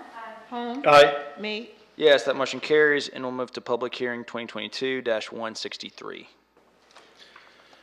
Honorable Mayor, members of the council, this is a public hearing to consider an ordinance of the City of Waco, Texas, providing that the Code of Ordinances of the City of Waco be amended by revising Section 28-247 of Chapter 28 zoning and said code, providing that the zoning map shall be changed so that certain property described as lots B4, C4, 5, and A5, Block T, the Montgomery Ayers Addition, known as 2036 and 2040 South 12th Street, shall be changed from C5 district classification and be designated in the O2 district classification, providing for penalties, providing a severability clause, and finding and determining that the meeting at which this ordinance is passed is open to the public as required by law. By a vote of 11-0, Plan Commission recommended approval of the zone change based on the following findings. 1, the proposed zoning is in conformance with the land use component of the comprehensive plan, the Imagine Waco plan for Greater Downtown and LaSalle Avenue corridor plan. 2, the public infrastructure is adequate to provide for uses allowed in O2 zoning. 3, the property meets all the area and width requirements for O2 zoning. 4, there's O2 zoning adjacent to subject properties. And 5, the O2 zoning is more compatible with the surrounding area than the existing C5 zoning. Are there any questions for staff? We will open a public hearing for comment. Is there anyone here to speak on this item? If not, we'll close the public hearing and I'll ask for a motion. On the requested zoning change. Second. Any discussion? Please poll the council. Fairfield. Yes. Rodriguez. Aye. Boderoot. Yes. Palmer. Aye. Holmes. Aye. Meek. Yes, that motion carries, and we'll move to public hearing 2022-164. Honorable Mayor, members of the council, this is a public hearing to consider an ordinance of the City of Waco, Texas, providing that the comprehensive plan be amended to change land use designation from medium-density residential office flex to office industrial flex on property described as a 4.5 acres of land being part of the Lot 3, Block 1 of the Central United Methodist Church Edition, number 2, recorded in McLennan County Clerk's document 2014 030013 of the official public records in McLennan County, Texas, known as a 4.5 acres out of 2301 West Loop 340, providing that the Code of Ordinances of the City of Waco be amended by revising Section 28-247 and Chapter 28 of zoning of said code, providing that the zoning map shall be changed so that certain property described above shall change from O2 to C2 district classification, providing for penalties, providing the severability clause, and finally determine that the meeting in which this ordinance is passed is open to the public as required by law. By a vote of 11-0, Plan Commission recommended approval of the land use change based on the following findings. 1, public infrastructure is adequate to provide for zoning districts allowed in the proposed office industrial flex land use designation. That there is a office industrial flex land use in the vicinity of subject property, and that the property is located at the intersection of 2 major streets, which are Bagby Avenue and Corporation Parkway. Plan Commission also recommended approval of the zoning based on the following findings. 1, the proposed zoning is keeping with the land use component of the comprehensive plan as revised. 2, the property meets all size and width requirements for C2 zoning. 3, the public infrastructure is adequate to provide for uses allowed in C2 zoning. And 4, the property is located at the intersection of 2 major streets, Bagby and Corporation Parkway. Are there any questions for staff? We will open a public hearing, and I do have a card. Mr. Robert Shavinka. Yes, sir. Good evening. Good evening. It's good to see all of y'all again, by the way. It's been a while. I reside at 479 Kyle Circle, Robinson, Texas, 76706. I represent the Araya 2011 Family LLC out of Houston, Texas. They currently have a contract with the Methodist Church for this 4.5 acres of land contingent upon the approval this evening. So we recommend that you approve our request so we can get moving. Thanks, sir. Thank you very much. Do you have any questions? Any questions? Thank you. Is there anyone else here to speak on this item? If not, we will close the public hearing, and I'll ask for a motion. Move for approval on first reading. Second. Any discussion? Please poll the council. Hill. Yes. Rodriguez. Aye. Boderoot. Yes. Palmer. Aye. Holmes. Aye. Meek. Yes. The next hearing is public hearing 2022-165. Honorable Mayor, members of the council, this is a public hearing to consider an ordinance of the City of Waco, Texas, providing that the Code of Ordinances of the City of Waco be amended by revising Section 28-247 and Chapter 28 zoning of said code, providing that the zoning map shall be changed so that certain property described as Lot 6, 7B, 24, and C25, Block 13 of the WIT Edition, known as 315 and 319 Lottie Street, shall be changed from C3 district classification and be designated in the R2 district classification, providing for penalties, providing severability clause, and finding determined the meeting at which this ordinance is passed is open to the public as required by law. By a vote of 11-0, Plan Commission recommended approval of zone change based on the following findings. 1, the proposed zoning is in conformance with the land use component of the comprehensive plan and the Imagine Waco plan for Greater Downtown. 2, the public infrastructure is adequate to provide for uses allowed in R2 zoning. 3, the property meets all area and width requirements for R2 zoning. And 4, there's R2 zoning in the vicinity of subject property. Are there any questions for staff? If not, I'll open a public hearing. Is there anyone here to speak on this matter? I will close the public hearing, and I'll ask for a motion. Move for approval on first reading. Second. Any discussion? Please poll the council. Fairfield. Yes. Rodriguez. Aye. Boderoot. Yes. Palmer. Aye. Holmes. Aye. Meek. Yes. Motion carries. We have one more public hearing, 2022-166. Honorable Mayor and members of the council, this is a public hearing to consider an ordinance abandoning an approximately 25-foot wide portion of the right-of-way of Mary Avenue between South 23rd Street and South 26th Street, and further described as being the southeast quarter of Mary Avenue, located in the city of Waco, McLennan County, Texas. That's .699 acres. Retaining the general utility easement, finding no duty to maintain, authorizing the city manager to execute quitclaim deeds, providing severability clause, and finding and determining that the meeting at which this ordinance is passed is open to the public as required by law. By a vote of 10-0, the one abstention, Plan Commission recommended approval of the abandonment based on the following findings and condition. One, that public use of the right-of-way is not required for proper flow of traffic or for emergency vehicle access to the area. And two, utility access for surrounding properties is not adversely impacted by the abandonment of the right-of-way. We do have one condition, is that a general utility easement shall be retained by the city of Waco for the area of the abandoned right-of-way, or all public utilities must be relocated out of the abandoned street right-of-way at the developer's expense. Are there any questions for staff? We'll open a public hearing for comment. And is there anyone here to speak on this item? If not, I'll ask for a motion. We'll close the public hearing and I'll ask for a motion. Move to approve the abandonment. Second. Any discussion? Please poll the council. Fairfield. Yes. Aye. Wateroo. Yes. Palmer. Holmes. Meek. Yes, that motion carries. And we're not skipping the consent agenda or resolutions, but we will do ordinances first tonight. And so with that, we'll move to ordinance 2022-167, and that will be Jennifer.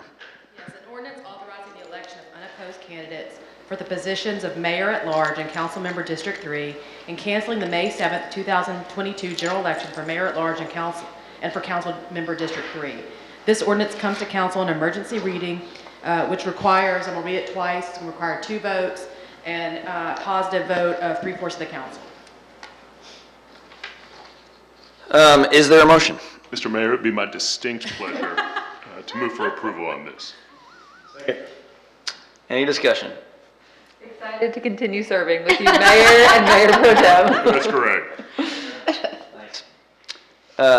Any other discussion? Please poll the council. Yes. Just like that. Full suspense.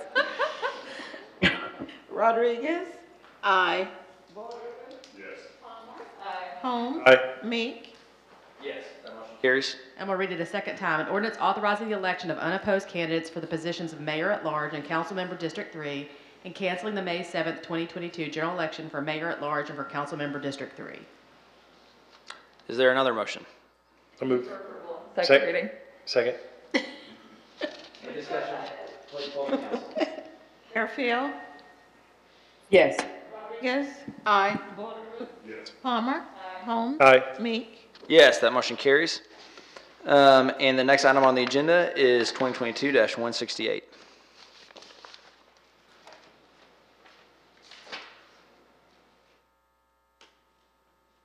And I believe this is one for Jennifer, correct? Yeah, give me just a second, Mayor.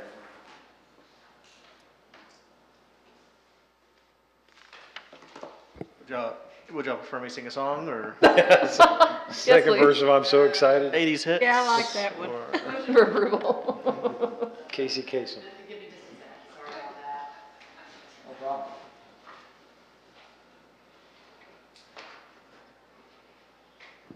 For some reason, I'm thinking I want to dance with somebody. He's on my mind.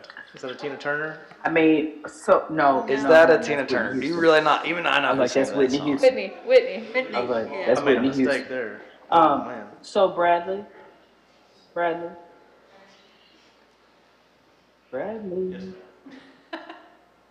Okay. Can you hear me? Yeah. I'm afraid to. Yes, I can. So, yeah, you. So I fully expect. I mean, in the vein of Councilmember Holmes and Councilmember Borderood, I think that there needs to be a video of this. I'm so excited. All right.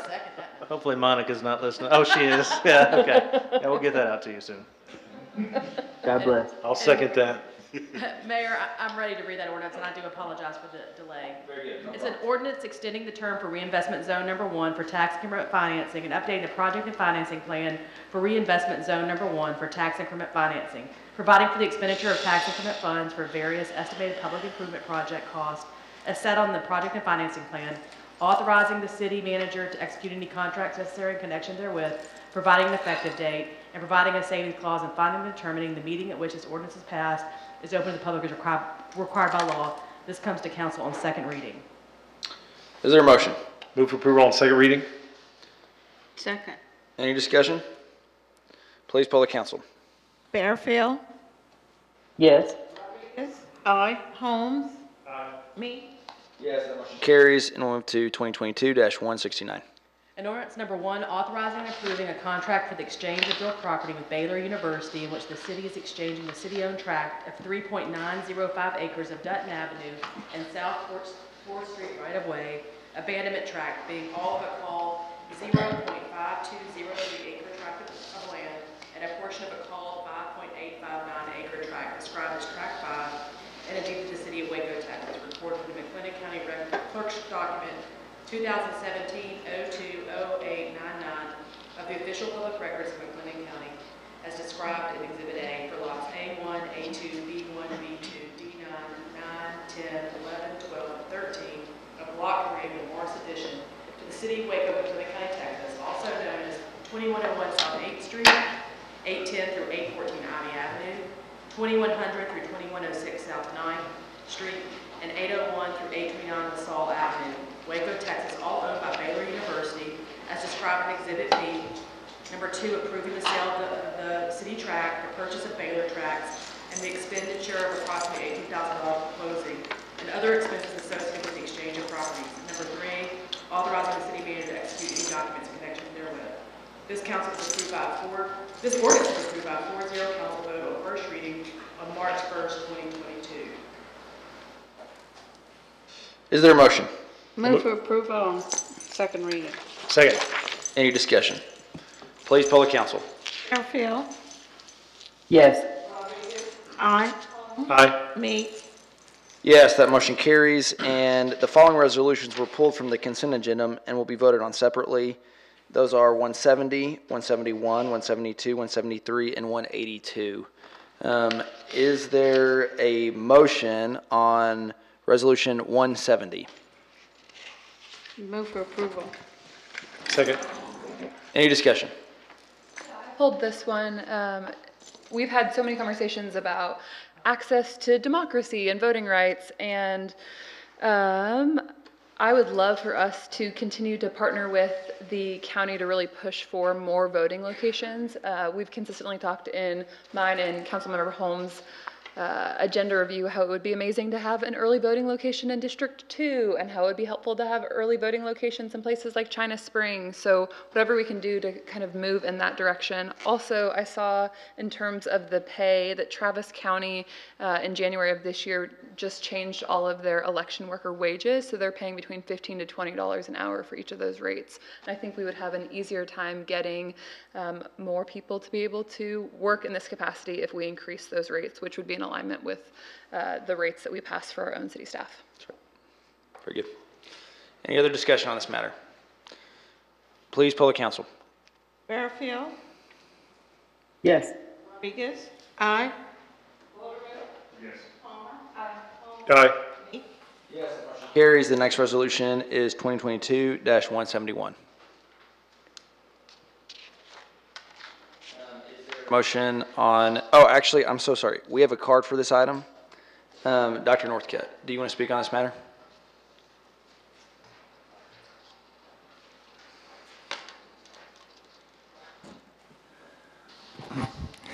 Alan Northcutt, excuse me, and you do have a handout, or there is a handout. This resolution 171 describes the city constructing a parking garage with 435 spaces and an additional garage with 165 spaces. And resolution 172 describes apparently another parking garage with 365 spaces. But in all of this, I don't see any description of EV charging infrastructure. in the agenda packet. And, you know, in 2022, that's just mandatory. In your handout, you have a article describing all the manufacturers that will be selling only electric cars in 15 years or less. Jaguar, Bentley, General Motors, BMW Mini, Volvo, Ford in Europe, Volkswagen, Toyota, Daimler, Mercedes-Benz, Audi, and Nissan. In addition, almost all car companies are now producing EVs.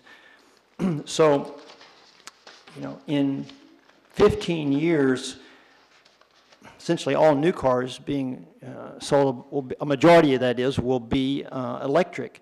So this garage without any charging infrastructure is going to be obsolete.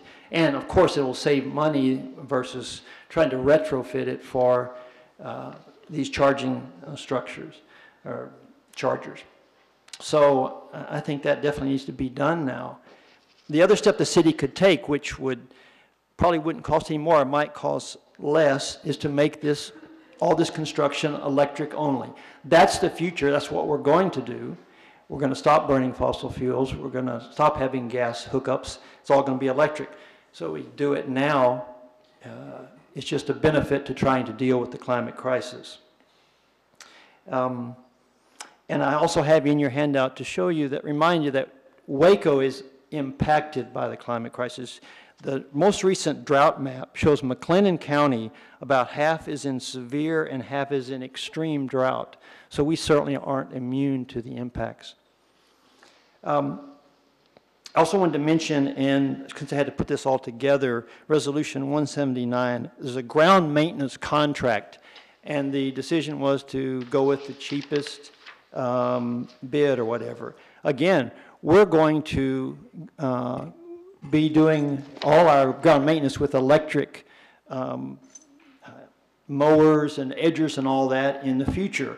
We should try to look for a contract now with a company that does all electric equipment.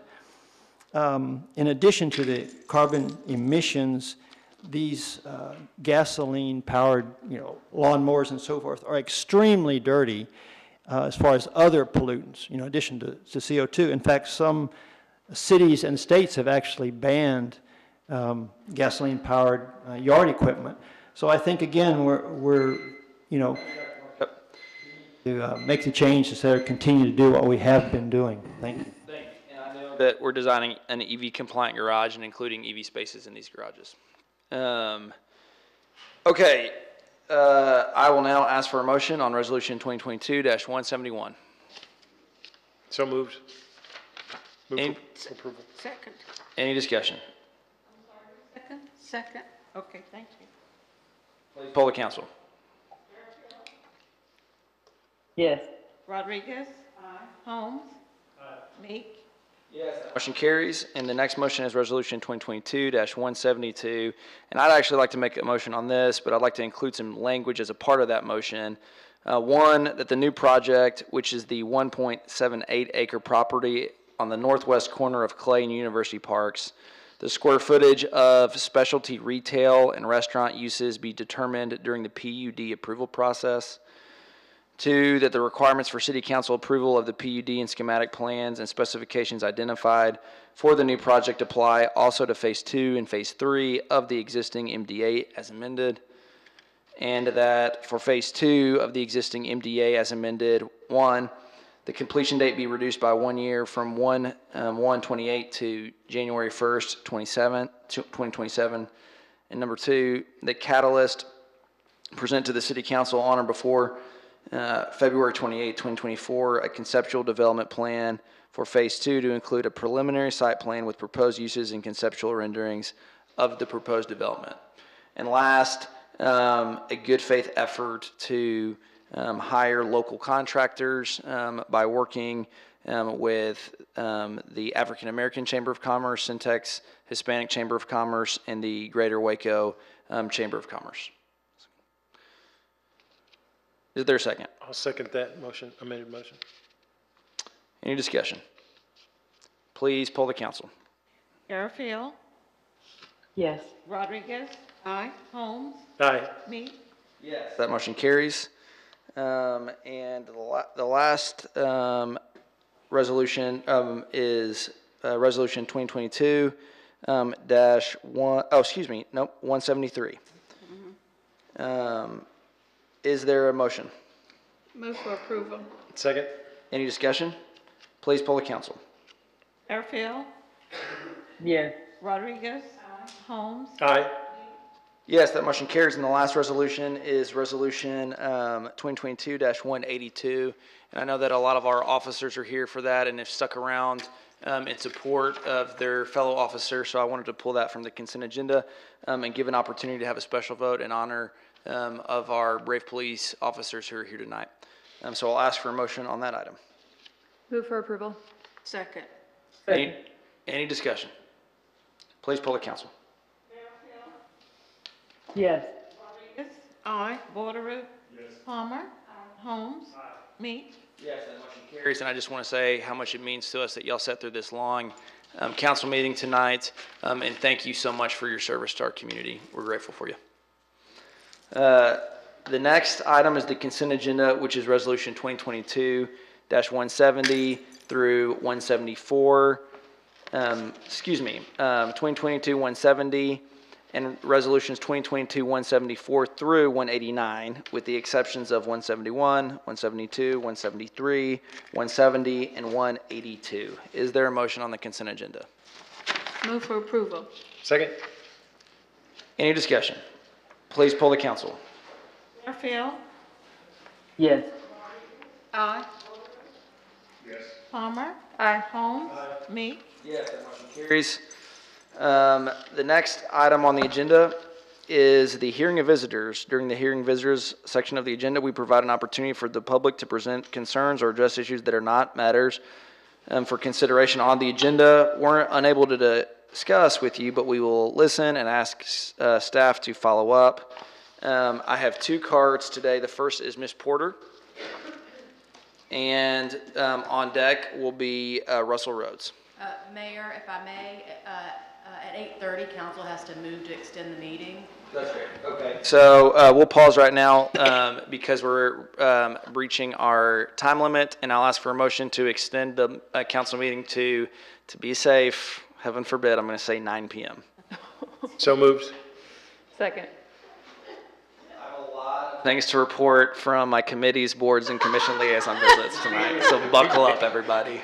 So we're going to go till 9. Okay, we have a motion and a second. Please poll the council. Fairfield, Yes. aye. Borderoux. Yes. Palmer. Aye. Holmes. Meek. Yes, that motion carries. And now, Ms. Porter. And Mr. Rhodes, are you still here? You'll be on deck.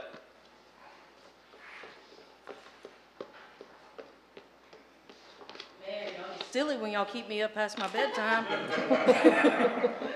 Teresa Porter, Heart of Texas Electric Vehicle Association. I know gas prices hitting a lot of people like Mike Tyson, and rent prices be hitting like Muhammad Ali. Waco residents need freedom of choice for their next vehicle purchase. Texas EV ownership doubled last year, and we still have no public EV charging stations in the city of Waco or any kind of encouragement for developers to include EVSEs. I figure it's time for y'all to get around to it. Y'all put me with Eric for a reason, and I hope that reason was bigger than writing a report. Hopefully now that y'all have around to it, y'all can put EV infrastructure on the agenda. April is National Drive Electric Earth Day all month long. Hint, hint. That would be a great time to talk about it. Hint, hint. Thank you. Thank you, Ms. Porter. We appreciate you so much. Next, we have Mr. Rhodes.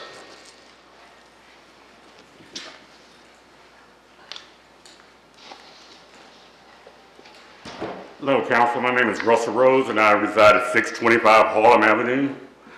And I'm here to complain about the trash pickup problems which the city was supposed to be performing on Saturday. Did not happen in District 1. I called in Monday to have my trash picked up in front of my house. They came and picked my trash up, but they did not pick my neighbor's trash up.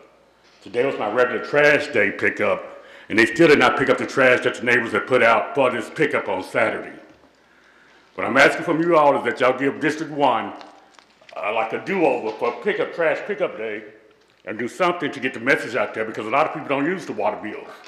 A lot of people didn't know about it. And that's it. If we can get a 2-week notice and get a do-over. Because we got a lot of trash sitting out there that hadn't been picked up yet. I have pictures if you need pictures. And that's it.